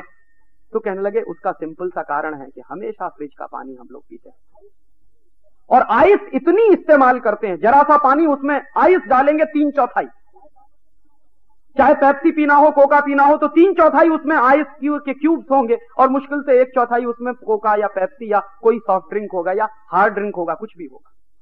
इतना जबरदस्त आइस इस्तेमाल करते हैं, इसलिए कॉन्स्टिपेशन। तो मैंने डॉक्टर जुकरसन से पूछा कि आप क्या पेशेंट आते हैं तो आप क्या करते हैं? तो कहता हूं कि हर पेशेंट से कि देखो फ्रिज का पानी पीना बंद कर दो पहले, और अगर संभव है तो गर्म पानी पियो, उकाड़ा हुआ पानी पियो। तो मैंने कहा हिंदुस्तान में तो हजारों साल से धर्म यही कहता है कि गर्म पानी पियो, हमको क्या जरूरत थी, ये काहे को उठा लाए, ये बीमारी हम हमारे घर में। तो हमारे पास इतनी भी चॉइस नहीं है जुडिशियस कि किसको हम टेक्नोलॉजी कहें और किसको हम रिजेक्टेड और रिडंडेंट टेक्नोलॉजी कहें। और सच्चाई यह है कि जो चीज यूरोप में रिजेक्ट हो जाती है, जो वहां रिडंडेंट घोषित कर दी जाती है, उसी को उठा के हिंदुस्तान में इस्तेमाल करना चालू कर देते हैं। और आज का ताजा उदाहरण दूं, ये पेजर 20 साल पहले फेल हो गया पूरे यूरोप। क्यों फेल हो गया? पेजर इस्तेमाल करने के लिए एफएम फ्रीक्वेंसीज के चैनल चाहिए और उसके खास तरह के रिसीवर आते हैं, वो बनाने में पैसा बहुत खर्चा होता है। यूरोप के देशों ने देखा कि पेजर इस्तेमाल करते हैं तो नेशनल जो कॉस्ट है वो बहुत बढ़ रही है। यूरोप के देशों ने धीरे धीरे पेजर से छुट्टी पाई। हमारे यहां वो एफएम फ्रीक्वेंसी के चैनल्स इस देश में इंपोर्ट कर लिए एक सरकार ने, नरसिम्हा राव की सरकार। अब वो आ गए, काम क्या करें मालूम नहीं, पड़े हुए थे। तो इस देश में एक बड़े अद्भुत व्यक्ति थे, उनका नाम लेने की जरूरत नहीं, उन्होंने प्राइम मिनिस्टर को सजेशन दे दिया कि ये जो आ गए हैं इनका कुछ तो करिए, जंग लग रही है, तो कुछ पेजर वेजर चालू कर दीजिए।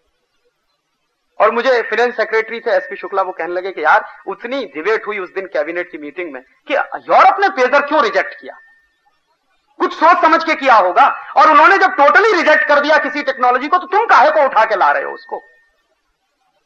लेकिन हमको तो यूरोप का डंपिंग ग्राउंड बनने की आदत पड़ गई है। मानसिक गुलामी इस देश में इतनी जबरदस्त है कि यूरोप जो करके छोड़ देगा उसी को उठा के हम गाना गाने लगते हैं कि यही टेक्नोलॉजी।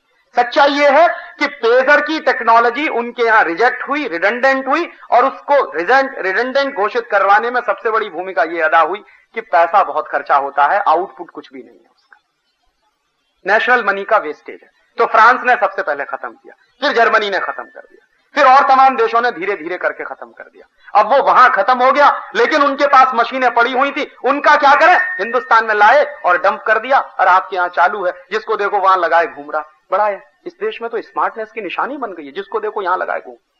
उससे पूछ लीजिए कि इसका इस्तेमाल क्या, उसको मालूम नहीं है, इसको हैंडल कैसे करते किसी को नहीं मालूम है।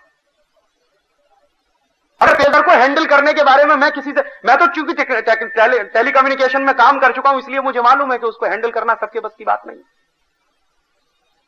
लेकिन हम खोसे हुए घूम रहे हैं, अननेसेसरी इस देश की नेशनल जो है एक्सचेकर को बर्बाद कर रहे हैं, और क्या मान रहे हैं कि साहब बड़ी भारी टेक्नोलॉजी इस देश में आ गई।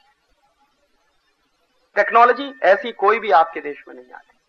टेक्नोलॉजी हमेशा लोकल होती है, थ्योरीज यूनिवर्सल हुआ करते हैं, और इन टेक्नोलॉजीज का खामियाजा आपको भुगतना पड़ेगा अगले 10-12 साल में, जब आप देखेंगे। इस देश में ऐसी ही रिजेक्टेड टेक्नोलॉजी आई थी जब भोपाल गैस हत्याकांड हुआ था, वो अमेरिका की लाई हुई टेक्नोलॉजी थी, आपको मालूम है, यूनियन कार्बाइड कंपनी उसको लेके आई थी।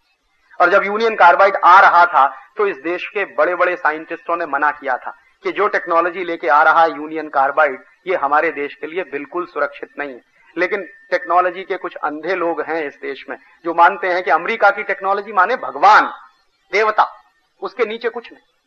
हमारी अपनी टेक्नोलॉजी माने बेकार, रद्दी, कोई मतलब नहीं उसका। जो अपने पास टेक्नोलॉजी है उसको कभी प्रोटेक्ट करने की कोशिश नहीं करेंगे। अमेरिका से जो भी कूड़ा कचरा मिल जाएगा उसी को टेक्नोलॉजी मान के इस्तेमाल करना शुरू कर देंगे। तो वही किया इस देश में।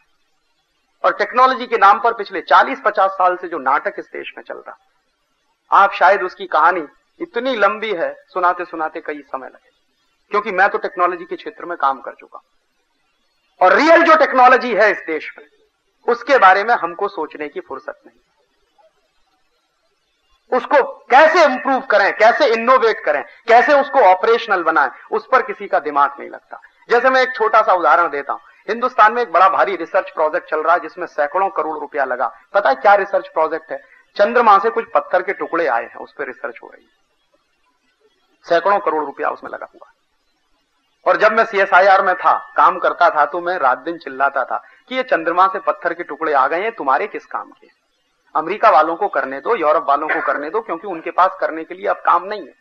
तो वो चंद्रमा का भी काम करेंगे, मंगल का भी करेंगे, बृहस्पति का भी करेंगे, तमाम तरह के खोजेंगे, खोजने दो उनको। हमें तो हमारे गांव में अभी पीने का पानी नहीं दे पाए हैं 50 साल में, ये काम करने की जरूरत है। हिंदुस्तान के 40 करोड़ लोगों को भोजन नहीं दे पाए हैं 2 समय का ठीक से। 40 करोड़ लोग इस देश में गरीबी की रेखा के नीचे रहते हैं, और तुम सैकड़ों करोड़ रुपया चंद्रमा के आए हुए पत्थर के टुकड़ों पर इन्वेस्ट कर दोगे, निकलेगा क्या उससे? तो मालूम उनको भी नहीं है जो उसमें काम कर रहे हैं। वो यही कहते हैं कि राजीव भाई कुछ रिसर्च पेपर जब अपने पब्लिश हो जाएंगे तो अपन को भी अमेरिका जाने का मौका मिल जाएगा, बस बात खत्म। हिंदुस्तान का बेड़ा गर्क होता हो जाने तो हमको अमेरिका जाने का मौका मिल जाएगा, चंद्रमा के पत्थर के टुकड़ों पर रिसर्च करके। और मैं उन्हीं दिनों में सीएसआईआर में चिल्लाया करता था, मैं ये कहता था कि जितने सैकड़ों 120 या 135 करोड़ रुपए का कुछ प्रोजेक्ट है, तो इतने करोड़ रुपए बर्बाद करके तुम जो रिसर्च कर रहे हो, अगर ये रुपया तुम हिंदुस्तान में गोबर गैस का प्लांट लगाने पर खर्च करो तो गांव गांव में ईंधन की समस्या हल हो जाए। वो नहीं करेंगे। चंद्रमा से आए हुए पत्थर के टुकड़े पर रिसर्च करेंगे, गांव गांव में ईंधन की समस्या हल हो जाए, ऐसी कोई रिसर्च करनी हो तो नहीं करेंगे। एक दिन मैंने मीटिंग में कहा तो हंसने लगे सब। मैंने कहा कि आपको मालूम है हिंदुस्तान में टोटल ट्रांसपोर्टेशन ऑफ गुड्स की क्या हालत है? हमारे साइंटिस्टों का दिमाग कैसे चलता है जरा देखिए। इसी तरह से फाइनेंस मिनिस्टर्स का दिमाग चलता है। इस देश में दिमाग जो है ना पूरी तरह से गुलाम है। तो गुलाम दिमाग जो है नई चीज नहीं सोचता, जो गुलामी की बातें हैं वही सोचता। तो क्या सोचेगा? आप जानते हैं ऑयल पूल अकाउंट का डेफिसिट है, तो दिमाग क्या चल रहा है कि इस देश में कार का उत्पादन बढ़ाते चले जाओ। पेट्रोल की कमी है, डीजल की कमी है, कंजम्पशन इस देश में बढ़ता जा रहा, तो दिमाग कहां चल रहा है? सीएलओ भी बनवा दो, डेबू को भी ले आओ, तो फलाने को भी ले आओ, सबको लाइसेंस दे दो, फ्री कर दो, जितनी कार इस देश में आ सके मार्केट में आ जाए, जितने टू व्हीलर्स आ सके आ जाए, जितने थ्री व्हीलर्स आ सके आ जाए। पिछले 5-6 साल में इस देश में कारों का उत्पादन 3 गुना हो गया, लिबरलाइजेशन ग्लोबलाइजेशन के चक्कर में। और दूसरी तरफ हम बराबर देख रहे हैं कि हमारे पास पेट्रोल नहीं है, डीजल नहीं है, ये नहीं है, वो नहीं है, ये रोना रोना हमेशा रोते रहे। तो कर क्या रहे हैं कि बराबर ट्रांसपोर्टेशन के लिए आप 4 व्हीलर बनाते चले जाइए जो पेट्रोल खाते हैं, डीजल खाते हैं, कुछ खाते हैं। एक दिन मीटिंग चल रही थी तो मैंने कहा कि इसका उल्टा क्यों नहीं करते, कुछ ऐसी तरकीब क्यों नहीं सोचते कि पेट्रोल का कंजम्पशन कम हो, कुछ ऐसी तरकीब क्यों नहीं सोचते कि डीजल का कंजम्पशन कम हो। तो कहने लगे क्या आप उल्टी बात कर रहे हैं? मैंने कहा यही सीधी बात है। अगर आप ये तरकीब नहीं सोचोगे कि कैसे पेट्रोल का कंजम्पशन कम हो, कैसे डीजल का कंजम्पशन कम हो, तो आप इस देश को बर्बाद कर दोगे। कितने दिन विदेशी कर्जा ले लेके आप अपनी कारें चलाएंगे? कितने दिन विदेशी कर्जा ले लेके आप इस देश में डीजल का कंजम्पशन पूरा करेंगे?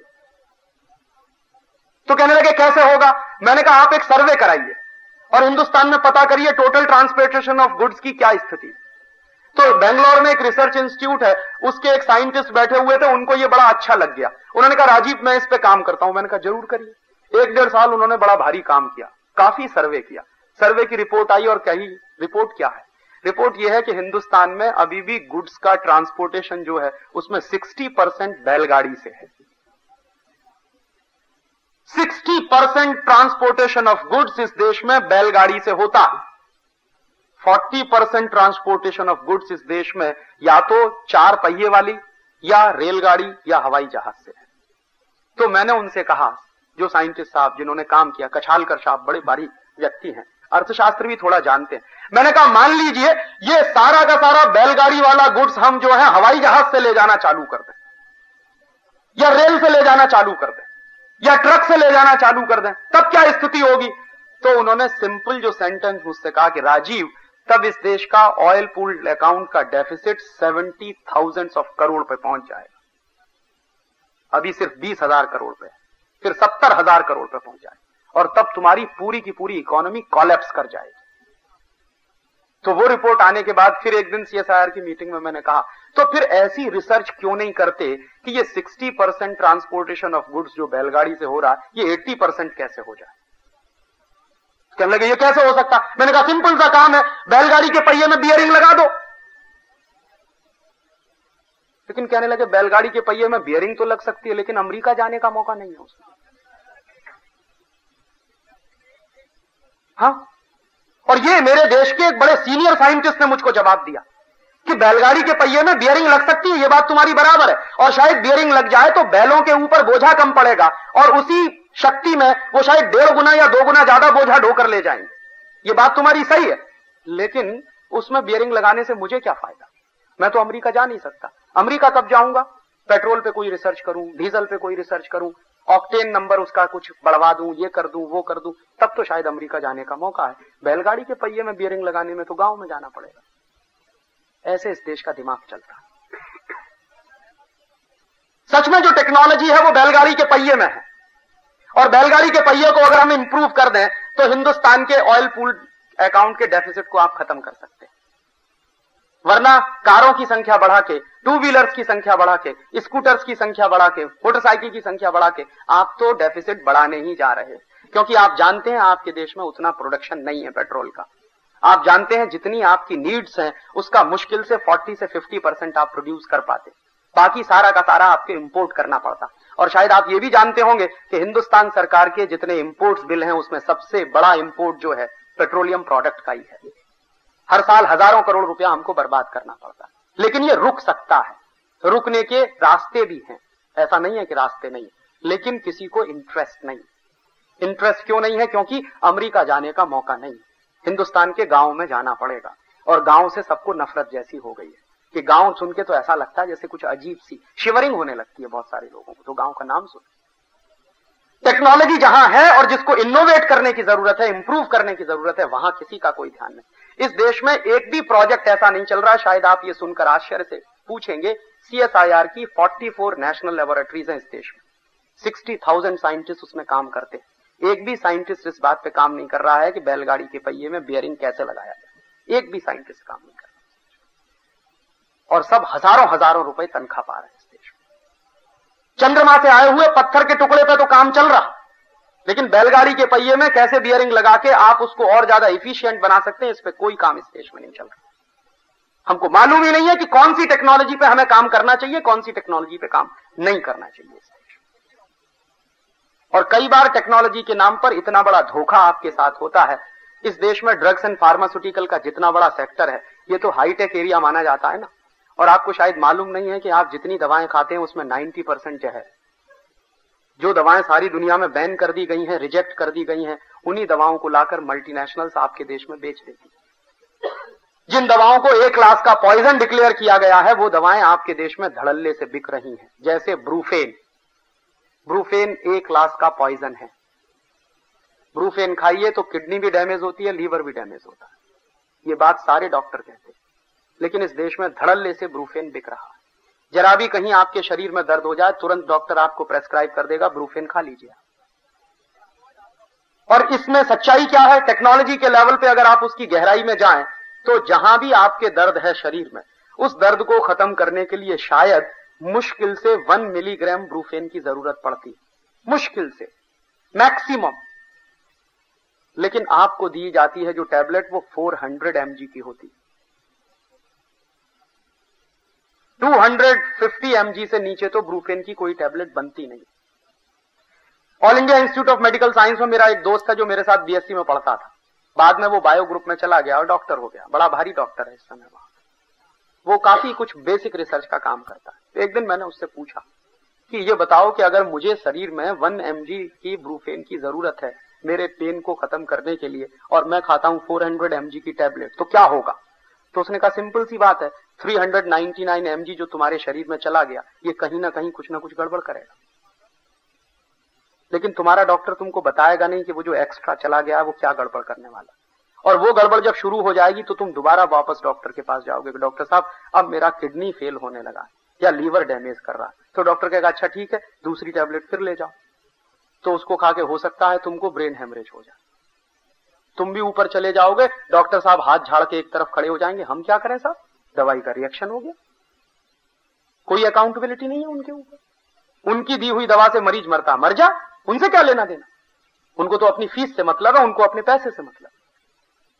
और आप शायद जान के आश्चर्य करेंगे कि जो मल्टीनेशनल इस देश में हाईटेक के नाम पर आते हैं, वो मल्टीनेशनल्स कौन सी दवाएं बना रहे हैं। बॉम्बे में एक बार एक बड़े भारी जज थे जिनका नाम था जस्टिस हाथी, शायद कुछ लोगों ने नाम सुना, बहुत ईमानदार व्यक्ति थे।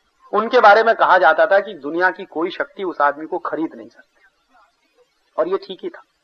जस्टिस हाथी की अध्यक्षता में एक कमेटी बनाई थी भारत सरकार ने, ये जानकारी करने के लिए कि मल्टीनेशनल कंपनियां जो ड्रग्स बेचती हैं उनका पता लगाइए कि उसमें कितनी जरूरी दवाएं हैं, कितनी गैर जरूरी दवाएं। तो जस्टिस हाथी साहब की रिपोर्ट आई, जो पार्लियामेंट में 2-3 बार उस पर डिस्कशन भी हुआ, बाद में कूड़े खाने में फेंक दी गई वो रिपोर्ट। वो रिपोर्ट क्या कहती? जस्टिस हाथी ने उस समय कहा कि हिंदुस्तान में जितनी बीमारियां हैं टोटल, उन सारी की सारी बीमारियों का इलाज करने के लिए कुल मिलाकर 117 दवाओं की जरूरत है। 117 टैबलेट्स या दवाएं, वो इंजेक्शन के फॉर्म में हो या टैबलेट्स के फॉर्म में हो या किसी और फॉर्म में हो, 117 मेडिसिन हैं जिनसे आप हिंदुस्तान की सारी बीमारियों का इलाज कर सकते हैं। लेकिन उसी में उन्होंने कहा कि मुझे बड़े दुख के साथ कहना पड़ रहा है कि इस देश में 84,000 मेडिसिन बिक रही हैं, जो सब की सब बेकार है, जिनकी कोई जरूरत नहीं। और ऐसी बेकार की दवाएं ही आपको प्रेस्क्राइब की जाती हैं। और उसमें उन्होंने कहा कि नॉर्मली हर डॉक्टर जो प्रेस्क्रिप्शन लिखता है उसमें एक ही दवा काम की होती है, 10 दवाएं आपके लिए बेकार हैं जिनका कोई मतलब नहीं। लेकिन दवा का बिल बने और डॉक्टर का ज्यादा असर पड़े आपके ऊपर। इस देश में तो कुछ ऐसा मानस बना है ना कि सब्जी की तरह से दवाएं खाएं तो बड़े स्मार्ट हैं, और कम से कम दवा खाएं तो बेकार है आप, कोई मतलब नहीं आपकी जिंदगी का। जिस डॉक्टर के पास जाएं अगर 500 रुपए की फीस ले तो बहुत बड़ा डॉक्टर है, और 10 रुपए की फीस में आपकी बीमारी ठीक कर दे, आपको भरोसा ही नहीं होगा कि यह भी कोई कायदे का डॉक्टर। तो उन्होंने एक ऐसा विशियस सर्किल बना दिया है जिसमें आप खाते रहिए रिडंडेंट दवाएं, बेकार की दवाएं जिनकी कोई जरूरत नहीं है। WHO कितनी बार कह चुका है कि हिंदुस्तान में 72,000 से ज्यादा दवाओं को तो तुरंत बैन कर देना चाहिए, 72,000 मेडिसिन को तत्काल बैन कर देना चाहिए, लेकिन कोई सुनने वाला नहीं। क्यों? क्योंकि मल्टीनेशनल्स उन दवाओं को बेच रहे हैं। मानस में ऐसा बैठा हुआ है कि मल्टीनेशनल तो देवता है, भगवान है, वो लाएंगे तो सारी दवाएं अच्छी ही होने वाली। और आपको मालूम नहीं है कि जो दवाएं वो बेच रहे हैं वो दवाएं उनके अपने देश में बैन की हुई हैं। हेक्स्ट कंपनी हिंदुस्तान में जितनी मेडिसिन बेचती है वो एक भी मेडिसिन जर्मनी में बिकती नहीं। बायर जितनी मेडिसिन इस देश में बिकती हैं वो एक भी मेडिसिन बायर की ना तो जर्मनी में बिकती है ना अमेरिका में बिकती है। सैंडोज और सीबागाएगी ये दोनों कंपनियां जितनी मेडिसिन इस देश में बिकती हैं, एक भी मेडिसिन उनके अपने स्विस कंट्रीज में बिकती नहीं। अमेरिकन लेबोरेटरी जितनी मेडिसिन इस देश में बिक रही है, जॉनसन एंड जॉनसन जो भी मेडिसिन इस देश में बेचता, पार्क डेविस जो भी मेडिसिन इस देश में बेचता, वो अमेरिका में नहीं बिकती, बैन है। सारे के सारे कॉम्बिनेशन जो क्लोरमफेनिकोल स्ट्रेप्टोमाइसिन के कॉम्बिनेशन जो जितनी अमेरिकन कंपनियां बनाती हैं वो दुनिया के तमाम देशों में बंद है, लेकिन हमारे देश में धड़ल्ले से बिक रहा है।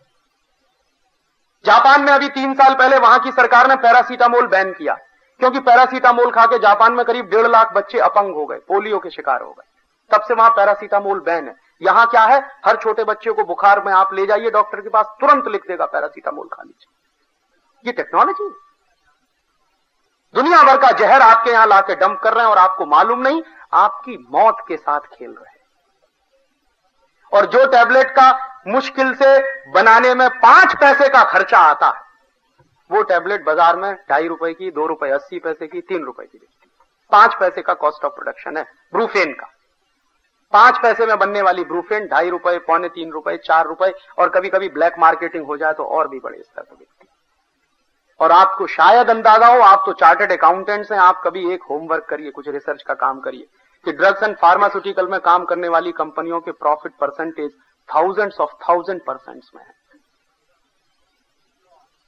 10, 20, 50% के मुनाफे नहीं है, हजारों प्रतिशत के मुनाफे। जो दवाएं 15, 20 रुपए किलो में बनती हैं, उन दवाओं से जब गोलियां तैयार होती हैं तो 200 mg, 250 mg की टैबलेट 2.5 रुपए की, 3 रुपए की बिकती है। और दवा तैयार होती है 15-20 रुपए में 1 किलोग्राम। बेसिक मेडिसिन तैयार हो जाती है 15-20 रुपए में 1 किलोग्राम। उससे टैबलेट बना के बेच देते हैं 2.5 रुपए में, 3 रुपए में 1 टैबलेट। कितने प्रॉफिट परसेंटेज है आपको कुछ अंदाजा नहीं है शायद। मैं तो इस काम में लगा हुआ हूं तो मैं जानता हूं कि आप शायद चुन के आश्चर्य करेंगे कि हजारों प्रतिशत के मुनाफे हैं इस ड्रग्स एंड फार्मास्यूटिकल के सेक्टर। हजारों करोड़ रुपया इस देश का बर्बाद हो रहा, और आप खा रहे हैं ऐसी जहर दवाएं जिनकी कोई जरूरत नहीं। इस देश में कितने न्यूट्रिशनल एक्सपर्ट्स हैं जो कहते हैं कि boost, Horlicks, Maltova, Complan, Bournvita, इसमें किसी में भी कोई शक्ति नहीं। आप चाहें तो 100 बूस्ट के पैकेट खा लीजिए, अपने बच्चों को खिला दीजिए, कोई शक्ति नहीं बढ़ने वाली। हॉर्लिक्स के 1000 पैकेट खत्म कर दीजिए, कोई शक्ति नहीं बढ़ने वाली है, कुछ नहीं। बूस्ट क्या है? मूंगफली की खली है, गुजराती में जिसको आप मूंगफली की खड़ कहते हैं। मूंगफली का खड़ बाजार से खरीद लाइए, 15-20 रुपए किलो में मिल जाएगा, और वही बूस्ट के नाम पर बिकता है 180-200 रुपए किलो का। हॉर्लिक्स में क्या है? कुछ नहीं है, चने का सत्तू, जौ का सत्तू। अंग्रेजी में कहें तो मॉल्ट, मॉल्ट का माने ही होता है जौ का सत्तू, चने का सत्तू। लेकिन अगर मैं कहूं किसी से कि जौ का सत्तू खाइए, चने का सत्तू खाइए, क्या फालतू की बात कर रहे हैं। हम पढ़े लिखे स्मार्ट आदमी है, जौ का सत्तू खाएंगे, चने का सत्तू खाएंगे। उनसे कहिए हॉर्लिक्स खाइए, हाँ हम सब खाएंगे। और उस पर बिल्कुल साफ साफ लिखा हुआ इट इज मॉल्टेड। मॉल्ट माने ही होता जौ का सत्तू और चने का सत्तू। लेकिन पढ़े लिखे इडियट्स इस देश में बहुत है, और उनकी वजह से इस देश में मार्केटिंग है मल्टीनेशनल का। क्यों बिकता है कॉम्प्लॉन? इसलिए नहीं बिकता है कि उसमें कोई टेक्नोलॉजी है, हाईटेक है, या उसमें कोई शक्ति बिकती मिलती है। वो इसलिए बिकता है कि टेलीविजन पे एक बच्चा कहता I am a Complan boy, तो एक छोटी सी बच्ची कहती है I am a Complan girl. और कॉम्प्लॉन क्या है? टिन का डिब्बा। जरा बताइए, टिन के डिब्बा के भी बेटा बेटी हो सकते हैं? 100% इडियोसिटी पे बिकता है कॉम्प्लॉन। ना कोई शक्ति है, ना उसमें कोई टॉनिक है। और ये सारे के सारे बेकार के हेल्थ टॉनिक खा खा के हर साल 1000 करोड़ रुपए हिंदुस्तान से हम बाहर भेज रहे हैं।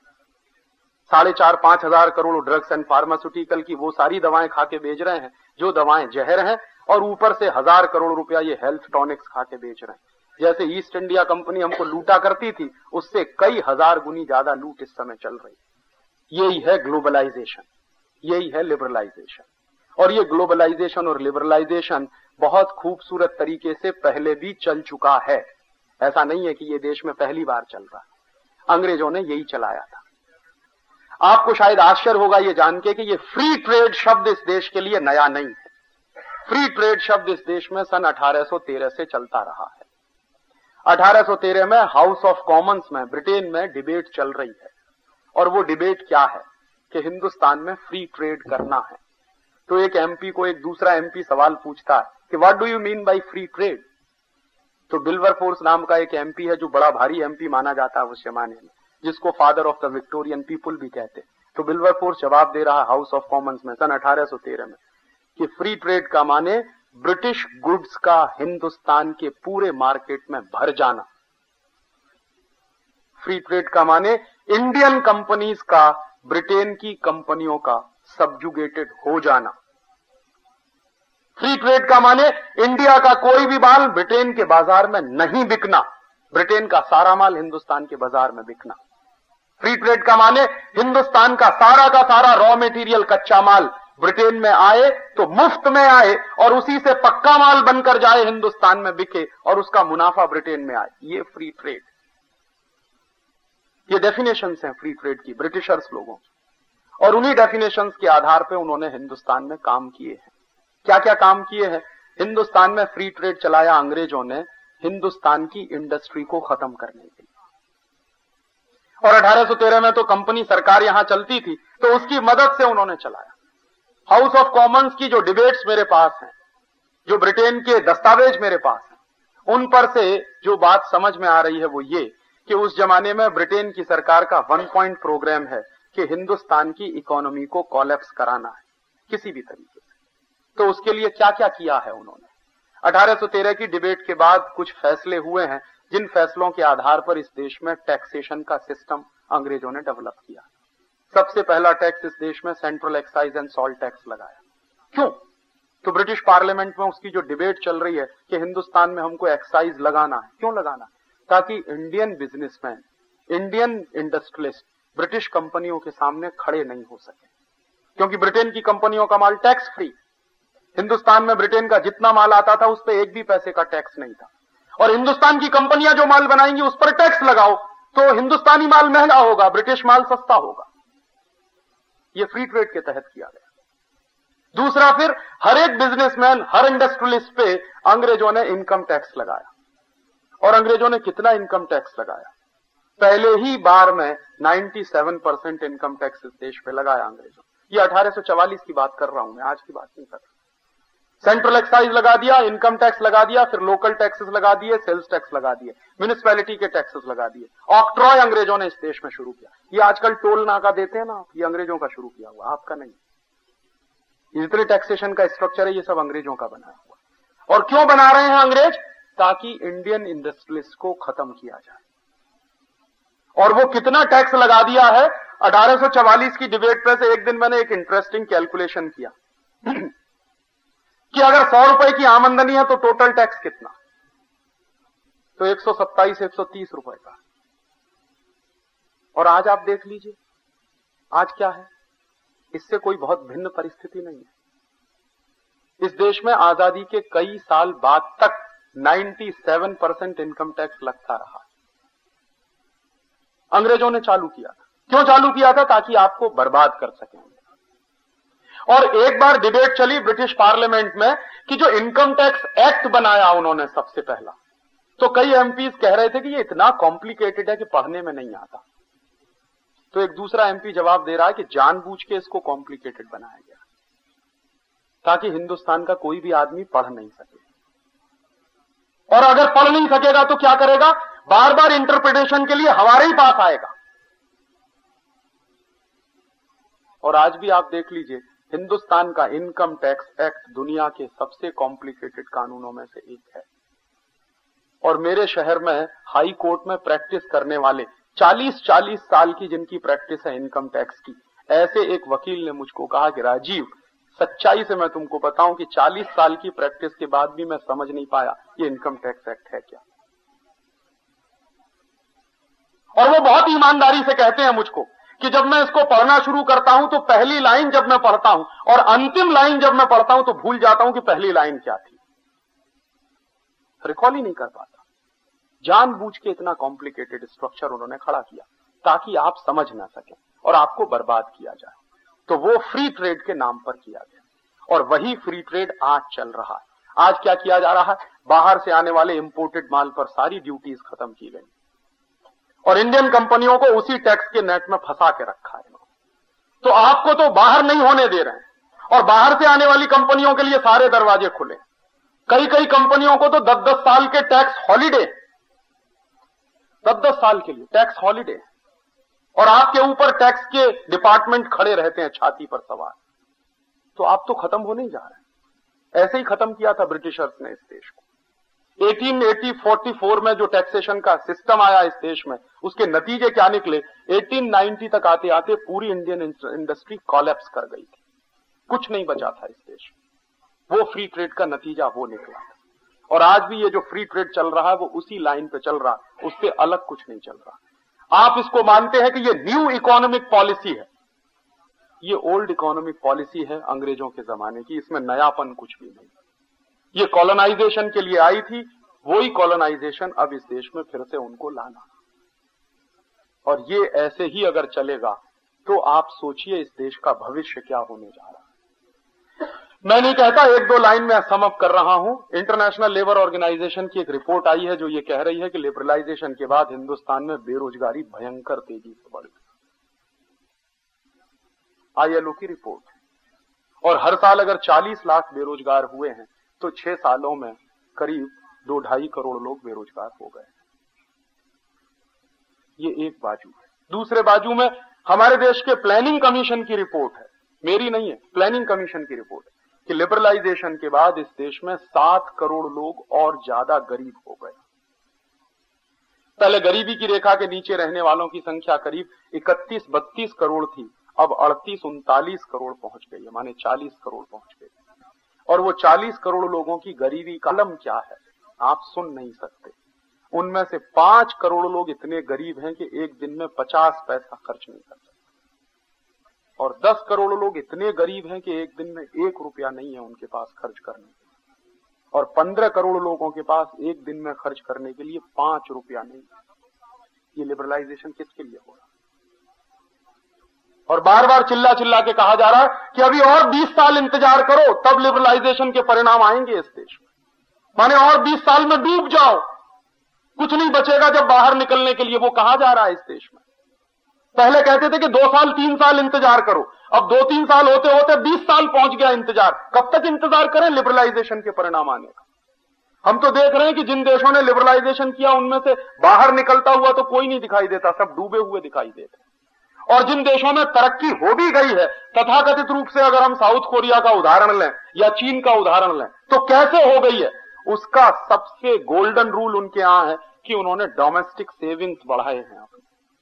और जिन जिन देशों ने अपने डोमेस्टिक सेविंग्स बढ़ाए हैं उन देशों को नतीजे मिले। हमारे यहां तो जो डोमेस्टिक सेविंग्स हैं उसको कैसे बर्बाद कर दिया जाए, इसी के लिए कैंपेन चल रहा है रात दिन टेलीविजन। बचत कैसे बढ़ाई जाए, कैंपेन इसका नहीं है। ये खरीदो, वो खरीदो, ये ले आओ, वो ले आओ, इसमें सेविंग्स कहां होने वाले, खर्चा होने वाला है सारा।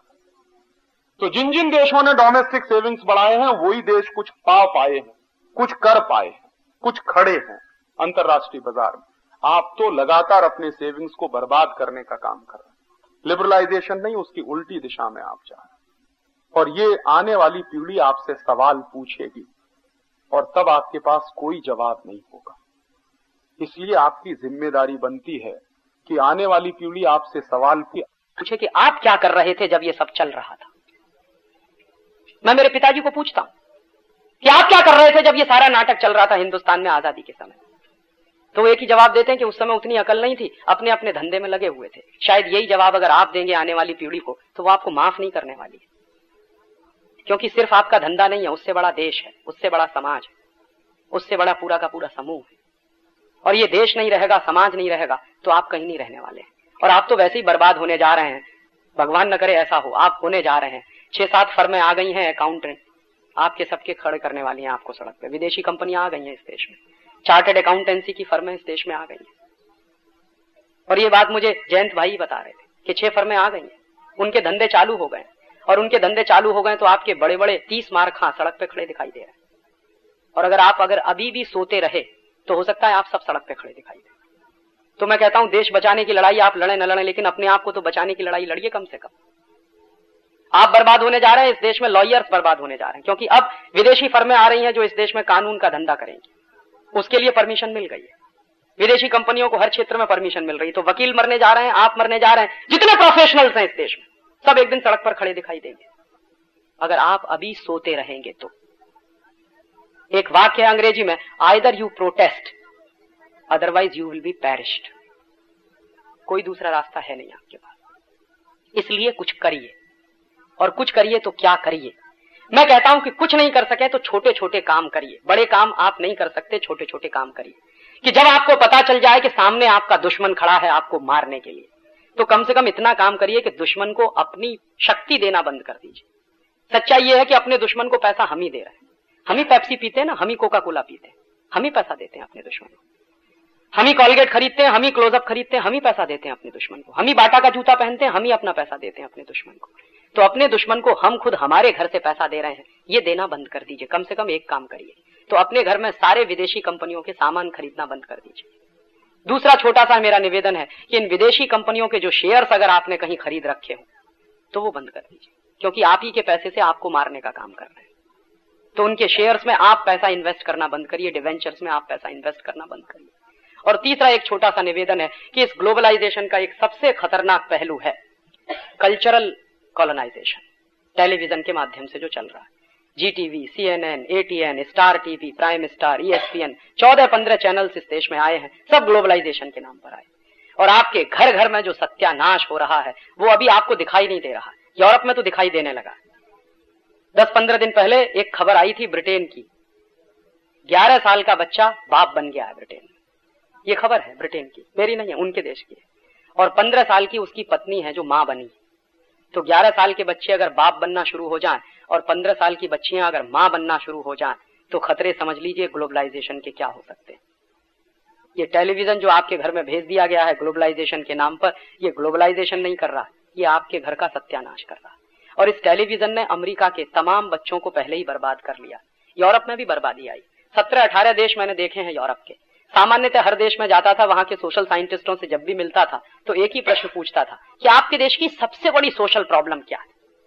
तो सामान्यतः हर जगह एक ही जवाब मिलता था कि राजीव भाई, हमारी सबसे बड़ी प्रॉब्लम है कि 10-12 साल की बच्ची मां बन जाती और शादी करने के पहले कम से कम 8-10 एबॉर्शन हो चुके होते। हमारे यहाँ मालूम नहीं है कि शादी करते समय जिससे हम शादी करने जा रहे हैं वो प्यूरिटन है कि नहीं। उनके यहाँ उस तरह का कोई कॉन्सेप्ट नहीं बचा और परिवार खत्म हो गया। और वो कहते थे कि हमारे बच्चों का बचपना खत्म हो गया है, हमारे बच्चे बचपन में ही जवान हो गए हैं। ये बहुत सीरियस बात है और ये सब कुछ हुआ है टेलीविजन के चक्कर में। अमेरिका में क्या हुआ है, मेरे 2 दोस्त हैं, इस समय अमेरिका में एक कमीशन काम कर रहा है, commission for civic renewal. Bill Clinton ने उसको बनाया है। उसमें 2 दोस्त हैं मेरे, उन्होंने अभी एक रिपोर्ट भेजी है, उसकी एक ही लाइन में आपसे शेयर कर रहा हूं। 90 million American youths are spoiled due to television and cinema. 9 crore अमेरिकी बच्चे बर्बाद हो गए टेलीविजन और सिनेमा के चक्कर। और उन 9 करोड़ बच्चों में से 3 करोड़ बच्चे तो 100% सीजोफ्रेनिक हो चुके, पागल हो गए। उसी रिपोर्ट का एक दूसरा पार्ट है जो ये बताता है कि अमेरिका में दुनिया में सबसे ज्यादा ड्रॉप आउट चिल्ड्रन होते हैं हर साल। 6.5 लाख बच्चे वहां कक्षा 9 में फेल होते हैं हर साल। 6.5 लाख स्टूडेंट्स 9th में फेल होते हैं और इतने ही स्टूडेंट 10th में फेल होते हैं। पिछले 10 साल से अमेरिकन यूनिवर्सिटी में एक भी टॉपर नहीं निकला है जो अमेरिका का हो। सारे नॉन अमेरिकन वहां की यूनिवर्सिटी में टॉपर्स बन के निकल रहे हैं। कारण क्या है? टेलीविजन ने सत्यानाश कर दिया। वो टेलीविजन आपके घर में भी आ गया है और आपके बच्चों को बचपन से सिखा रहा है चोली के पीछे क्या है। चीज बड़ी है मस्त मस्त, ऐसे उल्टे सीधे गाने सीख सीख कर आपके बच्चे जवान हो रहे हैं। तो सोचिए कि क्या बनेंगे। पर चलते चलते बस एक बात कह रहा हूं कि मोहनदास करमचंद गांधी नाम का एक बच्चा था जिसने एक दिन हरिश्चंद्र का नाटक देखा। हरिश्चंद्र का नाटक देखने के पहले मोहनदास करमचंद गांधी झूठ भी बोलता था, चोरी भी कर लेता था कभी कभी। ये उन्होंने लिखा अपनी बायोग्राफी में। लेकिन उसके बाद जिस दिन उन्होंने हरिश्चंद्र का नाटक देखा उसी दिन कसम खाई कि आगे से मैं कभी भी झूठ नहीं बोलूंगा, चोरी नहीं करूंगा और जिंदगी भर सत्य और अहिंसा के ही रास्ते पर चलूंगा। तो हरिश्चंद्र का नाटक देखकर अगर कोई बच्चा महात्मा गांधी हो सकता है तो आजकल के ये तारा, स्वाभिमान जैसे सीरियल्स देखकर आपके बच्चे क्या बनेंगे, जरा सोचिए 1 मिनट के लिए। और जो डिश एंटीना आपने अपने मनोरंजन के लिए लगवाया है, जो केबल कनेक्शन आपने अपने मनोरंजन के लिए लगवाया है, हो सकता है एक दिन ये आपके घर में आग लगा दे। वैसी ही जानकारी आपको आपके घर में मिले जो ब्रिटेन में मिल रही है, और देर हो जाए उससे पहले जरूरी है कि आप चेत जाएं। और तब मेरा आपसे आखिरी निवेदन है कि इस ग्लोबलाइजेशन के खिलाफ अगर लड़ना चाहते हैं तो अपने अपने घर का टेलीविजन ऑफ कर दीजिए, डिश एंटीना का कनेक्शन काट दीजिए। शायद आपके घर में ज्यादा शान जाएगी, ज्यादा सुकून आ जाएगा, आपके बच्चे ज्यादा अच्छे से पढ़ेंगे, आप भी अपने बच्चों के साथ कुछ समय बिता सकेंगे। आजकल क्या है, दादी बच्चे दोनों बैठ के टीवी देखते हैं। ना दादी बच्चे को कहानी सुनाती है, ना बच्चे को दादी से कहानी सुनने की फुर्सत है। और बिना कहानी सुने बच्चे का मानसिक विकास नहीं होता। कहानी बच्चे के मेंटल डेवलपमेंट के लिए बहुत जरूरी है। तो टीवी बंद कर दीजिए और अपने अपने बच्चों को चुन चुन कर अच्छी अच्छी कहानियां सुनाइए। हो सकता है वो इस देश के एक जिम्मेदार नागरिक बने। इस ग्लोबलाइजेशन के खिलाफ लड़ाई में आपसे कुछ मांगने आया हूं, वोट मांगने नहीं आया, कभी आऊंगा भी नहीं।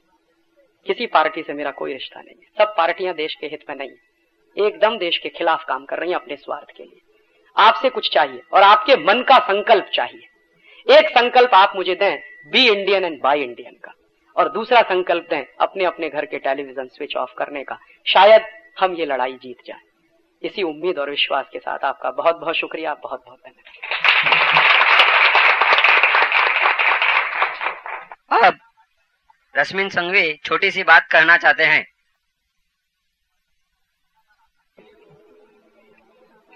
ये ऑडियंस में ज्यादातर लोग मुझे नहीं पहचानते हैं, 3-4 फ्रेंड्स के सिवाय। आपको शायद पता होगा कि मैं जो 3-4 लोग हैं उनको पता है, आपको ज्यादा पता नहीं है। फॉरेन एक्सचेंज रेगुलेशन एक्ट मेरा स्पेशलाइजेशन है और 89 में मैंने पहले, शायद बंबई में पहले मैंने लिखा था आर्टिकल कि फेरा should be scraped, foreign exchange regulation act निकाल लेना चाहिए। मेरा एम्फेसिस हमेशा इस बात पर रहा था कि भारत के कायदे भारतीयों को जकड़े रखते हैं। हमारे ऊपर बहुत सारे रिस्ट्रिक्शंस लगा दिए हैं और ये रिस्ट्रिक्शंस दूर होने चाहिए। जब 91 में मनमोहन सिंह जी ने कहा कि फेरा इज बीइंग लिबरलाइज्ड, लिबरलाइजेशन शुरू हुआ है, तभी मुझे पहले शौक ये लगा था कि इंडियनों को लिबरलाइज करने के बजाय एनआरआई और फॉरेनर को लिबरलाइज करा जा रहा है, उन्हें ज्यादा लिबर्टीज दी जा रही है, नहीं कि हमें। ये सिलसिला चालू रहा है। मैं एक चीज बताऊंगा कि इसे कहते हैं पैराडाइम कॉन्स्पिरसी, एक षड्यंत्र जिसमें लोगों के विचार करने की शक्ति कुंठित कर दी जाती है या तो उसे बदली दी जाती है। और इसका एक उदाहरण है, जैसे उन्होंने हमारे पर 200 साल से लाद दिया था, जो आज भी हम उससे छूट नहीं सके, कि व्हाइट स्किन वाले लोग ज्यादा बुद्धिमान होते हैं और उनका जन्म ही हुआ है दुनिया के ऊपर साम्राज्य करने के लिए। ये जब हम गुलाम थे तभी भी मान रहे हैं और आज भी हम जब अगर व्हाइट स्किन वाले को देखें तो उसे रिस्पेक्ट से देख रहे हैं।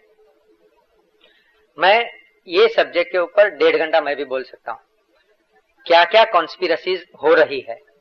मैं खाली 2 मिनट के लिए इतना ही कह रहा हूं कि मैं गवर्नमेंट में, रिजर्व बैंक में बहुत ही सीनियर लोगों से मिला हूं और 10 अफसर में एक अफसर तो ऐसा होता ही है कि जिसे अपने दिल में भारत देश के लिए लगाव है और ये लोग जानते हैं कि ये कॉन्स्पिरसी अमेरिका कर रहा है, जिसमें IMF और वर्ल्ड बैंक उनके साधन है और ये कॉन्स्पिरसी के कारण अपने ऊपर अबजों रुपए के लॉस लादे दिए जा रहे हैं। मैं एक एग्जांपल देता हूं जो मैंने बॉम्बे चार्टर्ड अकाउंटेंट सोसाइटी और चार्टर्ड अकाउंटेंट्स मैगजीन में दिए हुए हैं। 91 जून में मनमोहन सिंह जी फाइनेंस मिनिस्टर बने, उसके पहले रुपये की कीमत थी 18 रुपये पर डॉलर। आज उसकी कीमत हो गई 36 रुपये।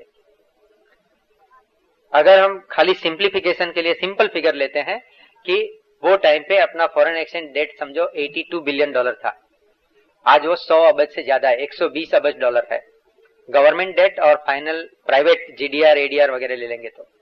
मगर सिंपल फिगर लीजिए, 100 अरब डॉलर का हमारा फॉरेन एक्सचेंज डेट है। वो जब 18 रुपये था तभी हमें 1800 अरब रुपये का ऋण चुकाना था। जब रुपये की कीमत 36 रुपया हो गई तो 3600 अरब हमें चुकाना है। अगर हम एक पैसा भी ज्यादा लोन नहीं लेते हैं फिर भी हमारी लोन डबल हो गई। और ये सिंपल एग्जांपल है कि एक गरीब देश से पैसे वाले देशों में पैसे का ट्रांसफर हो रहा है, transfer of wealth from poor countries to rich countries. इसके ऊपर मैंने बहुत सारा लिखा है। मुझे बहुत दुख है कि बहुत ही कम लोग ये समझते हैं, बहुत ही कम लोग ये पढ़ने के लिए तैयार हैं। इसे फाइनेंस मिनिस्टर को हमने बॉम्बे चार्टर्ड अकाउंटेंट सोसाइटी से रिप्रेजेंटेशन भी किया है, मगर उसे कौन पढ़ता है। और ये चीज पर मेरी बहुत सीनियर ऑफिसर से बात हुई है और उनका कहना है यस, ये अमेरिकन कॉन्स्पिरेसी है कि अमेरिकन करेंसी का रिवैल्यूएशन होना चाहिए, रॉ मटेरियल सप्लायर कंट्रीज का करेंसीज का डिवैल्यूएशन होना चाहिए और इसी से अमेरिका में वेल्थ ट्रांसफर होती है। बहुत कुछ बोल सकते हैं, मैं इतना ही कहता हूं कि राजीव जी जो कह रहे हैं वो सच हकीकत है। उन्होंने जो ये भी कहा कि हम भारत में इडियटों की मेजोरिटी है, लोग काम नहीं करना चाहते हैं, लोगों का एक्सप्लॉयटेशन होता है, वो चुपचाप सहन करते हैं क्योंकि ये हमने पूर्व जन्म में पाप किए होंगे तो आज हम सफर कर रहे हैं और जब भी भारत पर तकलीफ होएगी तो लॉर्ड कृष्णा आ जाएंगे, हमें बचा लेंगे, हमें कुछ नहीं करना है। ये फिलॉसफी पर नहीं चल सकता है देश। राजीव जी जैसे बहुत सारे एक्टिविस्ट चाहिए और अगर हम खुद एक्टिविस्ट नहीं बन सके तो इनकी मदद करने की हमें बहुत जरूरत है। Thank you.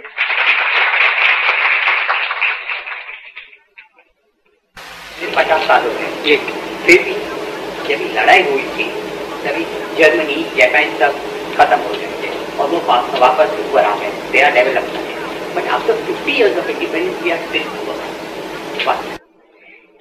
इसमें बहुत एक इंटरेस्टिंग जवाब मैं देना चाहता हूँ। एक बार यही प्रश्न मैंने एक जापानीज से किया था। मैं शायद 91 में एक कॉन्फ्रेंस में गया था, तो एक जापानीज साइंटिस्ट थे, उनसे मैंने सवाल किया कि आपका देश बर्बाद हो गया था सेकेंड वर्ल्ड वॉर में और आपके ऊपर 2 एटम बम गिराए थे, आप कैसे वापस निकले उसमें से बाहर? आपने फॉरेन इन्वेस्टमेंट पे बहुत जोर दिया था, टेक्नोलॉजी पे बहुत जोर दिया था, अमेरिकन मल्टीनेशनल्स को बुलाया था, क्या यूरोपियन मल्टीनेशनल्स को बुलाया था, कैसे आपने डेवलप किया? ये प्रश्न मैंने उनसे किया। तो उसने जो जवाब दिया वही मैं आपसे कह रहा हूँ। उसने कहा कि जापान को खड़ा करने में ना तो विदेशी पूंजी का कोई योगदान है, ना विदेशी टेक्नोलॉजी का कोई योगदान है, ना विदेशी कंपनियों का कोई योगदान है।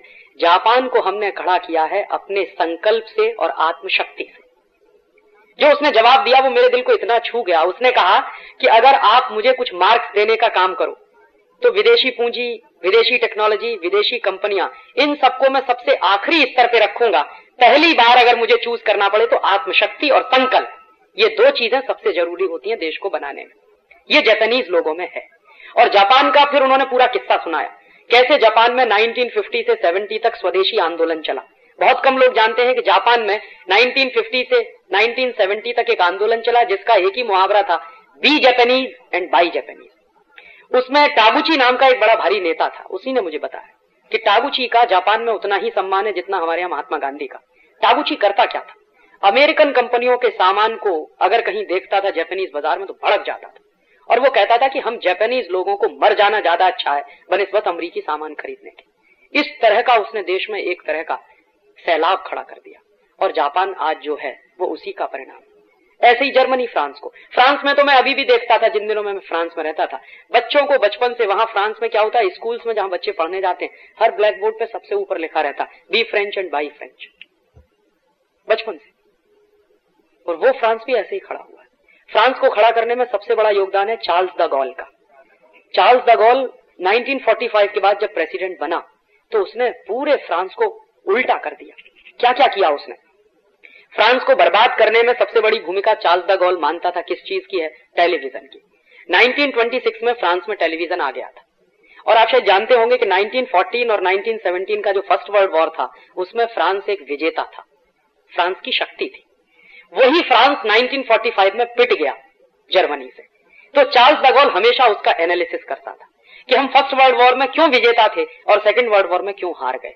तो वो एक ही जवाब देता था कि फर्स्ट वर्ल्ड वॉर के बाद हम इतने मस्त हो गए कि फ्रांस को पता ही नहीं कि वो कर क्या रहा है।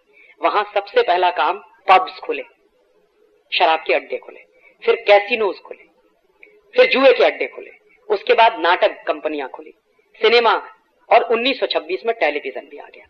तो उसके बाद फ्रांसीसी पीढ़ी पूरी की पूरी उसी में डूब गई। 45 में जब जर्मनी ने अटैक किया फ्रांस के ऊपर, तो विद इन सम आवर्स पूरा का पूरा फ्रांस कैप्चर कर लिया गया। चार्ल्स द गॉल ने कसम खाई थी कि जब अगर मैं कुछ करूंगा तो सबसे पहला काम सिनेमा घरों में आग लगाऊंगा। 45 के बाद चार्ल्स द गॉल प्रेसिडेंट बना, सबसे पहला काम उसने सिनेमा घर तोड़वा दिए सबके सब। दूसरा काम उसने टेलीविजन का प्रसारण बंद करा दिया। तीसरा काम जितने कैसीनोज और पब्स खुले थे सब बंद करा दिए। और फ्रांसीसी लोगों में एक जुनून पैदा किया फ्रेंच कल्चर के प्रति, जो पूरी की पूरी पीढ़ी अमेरिकनाइज हो गई थी। जर्मन का पूरा इन्फ्लुएंस आ गया था फ्रांस पे, उसको उसने 10-15 साल में बिल्कुल खत्म कर दिया। और आज फ्रांस है। आज भी फ्रांस में एक भी अमेरिकन टेलीविजन कंपनी का कार्यक्रम आता नहीं। हमारे यहाँ कई लोग ये बहुत इडियोटिक एग्जाम्पल देते हैं, कहते हैं कि हम ऊपर से आने वाले उनको रोक नहीं सकते ट्रांसमिशन को। मैं एक टेलीकम्युनिकेशन के इंजीनियर के नाते कह रहा हूं कि हम रोक सकते हैं। फ्रांस रोकता। उनके 2 सैटेलाइट रात दिन यही काम करते हैं कि अमेरिका से जो भी वेव्स आते हैं, इलेक्ट्रोमैग्नेटिक वेव्स जो होते हैं, उन्हीं को खत्म करने का काम करता है। तो घुस नहीं पाता एक भी अमेरिका का कोई कार्यक्रम फ्रांस की टेरिटरी में। हम भी कर सकते हैं। उन्होंने वो किया और उसके बाद वो खड़े हो गए। आज भी फ्रांस में be French and buy French का जबरदस्त जुनून है। और ताजा उदाहरण मैं दूं रूस का। रूस बर्बाद हुआ ग्लासनोस्त और पेरेस्ट्रोइका में, 1986 में ग्लोबलाइजेशन और लिबरलाइजेशन। नतीजे निकले, एक देश खंड खंड टूट गया। अब रूस को फिर से खड़ा कर रहे हैं कौन? झिरनोवस्की नाम का एक बड़ा भारी नेता है रूस में। शायद आपने उसका स्पीच सुना हो। अगर उसका स्पीच सुना हो तो मेरे स्पीच और उसके स्पीच में कोई फर्क नहीं है। अंत में वो भी यही कहता है, रूस को अगर बचाना है तो be Russian and buy Russian. जब झिरनोवस्की यहाँ हिंदुस्तान में आया, 3 दिन रहा, तो प्रेस कॉन्फ्रेंस में एक पत्रकार ने उससे पूछा कि टूटे हुए रूस को कैसे जिंदा करोगे? तो उसने कहा कि संकल्प शक्ति से, ना विदेशी पूंजी से, ना विदेशी टेक्नोलॉजी से, ना विदेशी कंपनियों से, संकल्प शक्ति से रूस को खड़ा कर देंगे। और हो सकता है कुछ दिन के बाद आपको लगे कि रूस फिर से एक हो गया। बोरिस येल्त्सिन भी अब उसी के कहे पर चल रहे हैं। बोरिस येल्त्सिन ने भाषण देना शुरू कर दिया, वो भी कहते हैं be Russian and buy Russian. तो मुझे लगता है कि ये सारे देश जो आगे आए और हम नहीं आ पाए, उसमें यही एक बेसिक फर्क है और कोई दूसरा फर्क मुझे नहीं लगता।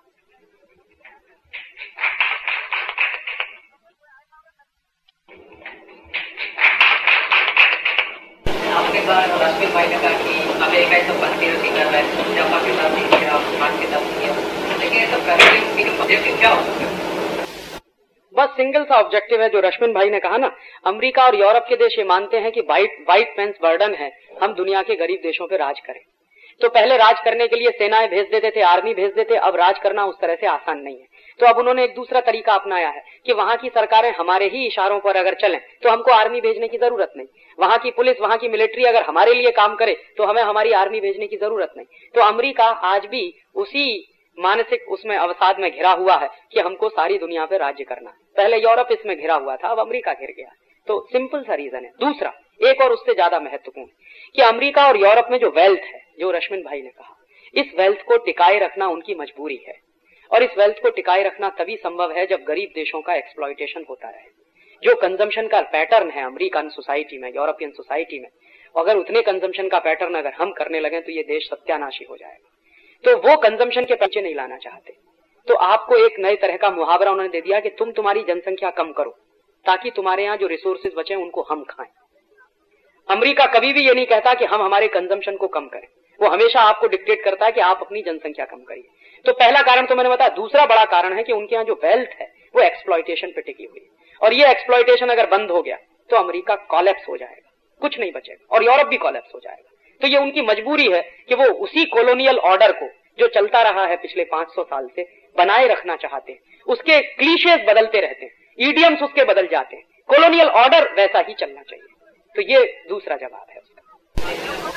सब लोग बर्बाद हो गए, टीवी देखे पूछने का भी टाइम नहीं मिलता है। वो लोग यूनिवर्सिटी में कोई टॉप नहीं आते हैं, तो फिर इतना सारा सोच कैसे सकते हैं कि सब पूरे।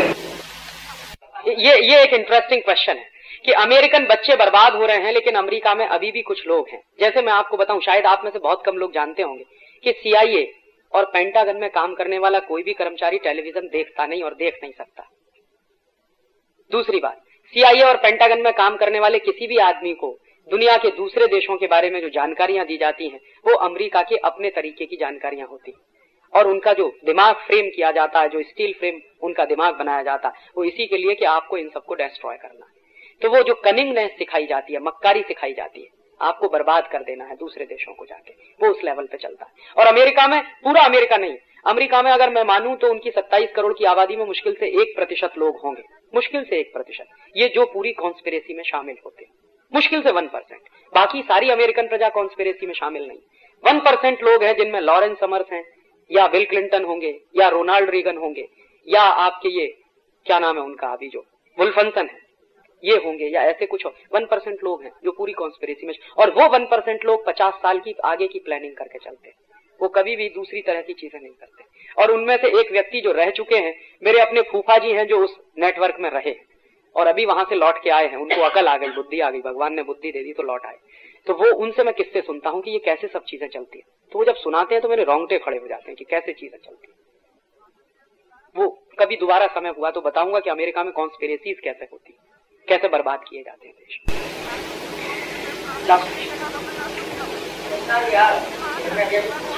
अमेरिका के अंदर लोग कैसे सोच लेते हैं, तो क्या ये बात का सच्चाई है कि वहाँ की जो साइंटिफिक इंस्टीट्यूट है नासा, उसके अंदर 80% इंडियन, 60%, 80% तो नहीं, 60%। तो ये मैं पूछना चाहूंगा कि 60% जो नासा में काम करते हैं उनको हिंदुस्तान में क्यों नहीं लाया? बिल्कुल लाना चाहिए। मैं तो इस मत का हूं कि इस देश में ऐसा एक कानून बना देना चाहिए कि अगर आपने हिंदुस्तान के पैसे बर्बाद किए हैं साइंटिस्ट बनने में, तो आप बाहर जाइए, पढ़कर आइए, उसके बाद आप वहां नौकरी नहीं कर सकेंगे, वापस आके इसी देश में काम करना पड़ेगा। और यहाँ के साइंटिस्ट क्यों सोचते हैं कि हमें अमेरिका जाना चाहिए? सिंपल सा रीजन मैंने आपको बताया, धंधा, पैसा।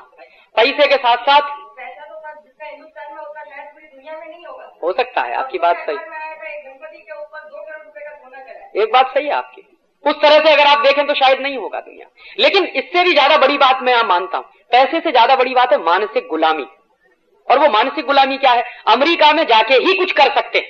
अब जैसे मैं आपको नाम लेके कहूं, अच्छा नहीं लगता मुझे, डॉक्टर हरगोविंद खुराना, हिंदुस्तान में क्या कमी थी?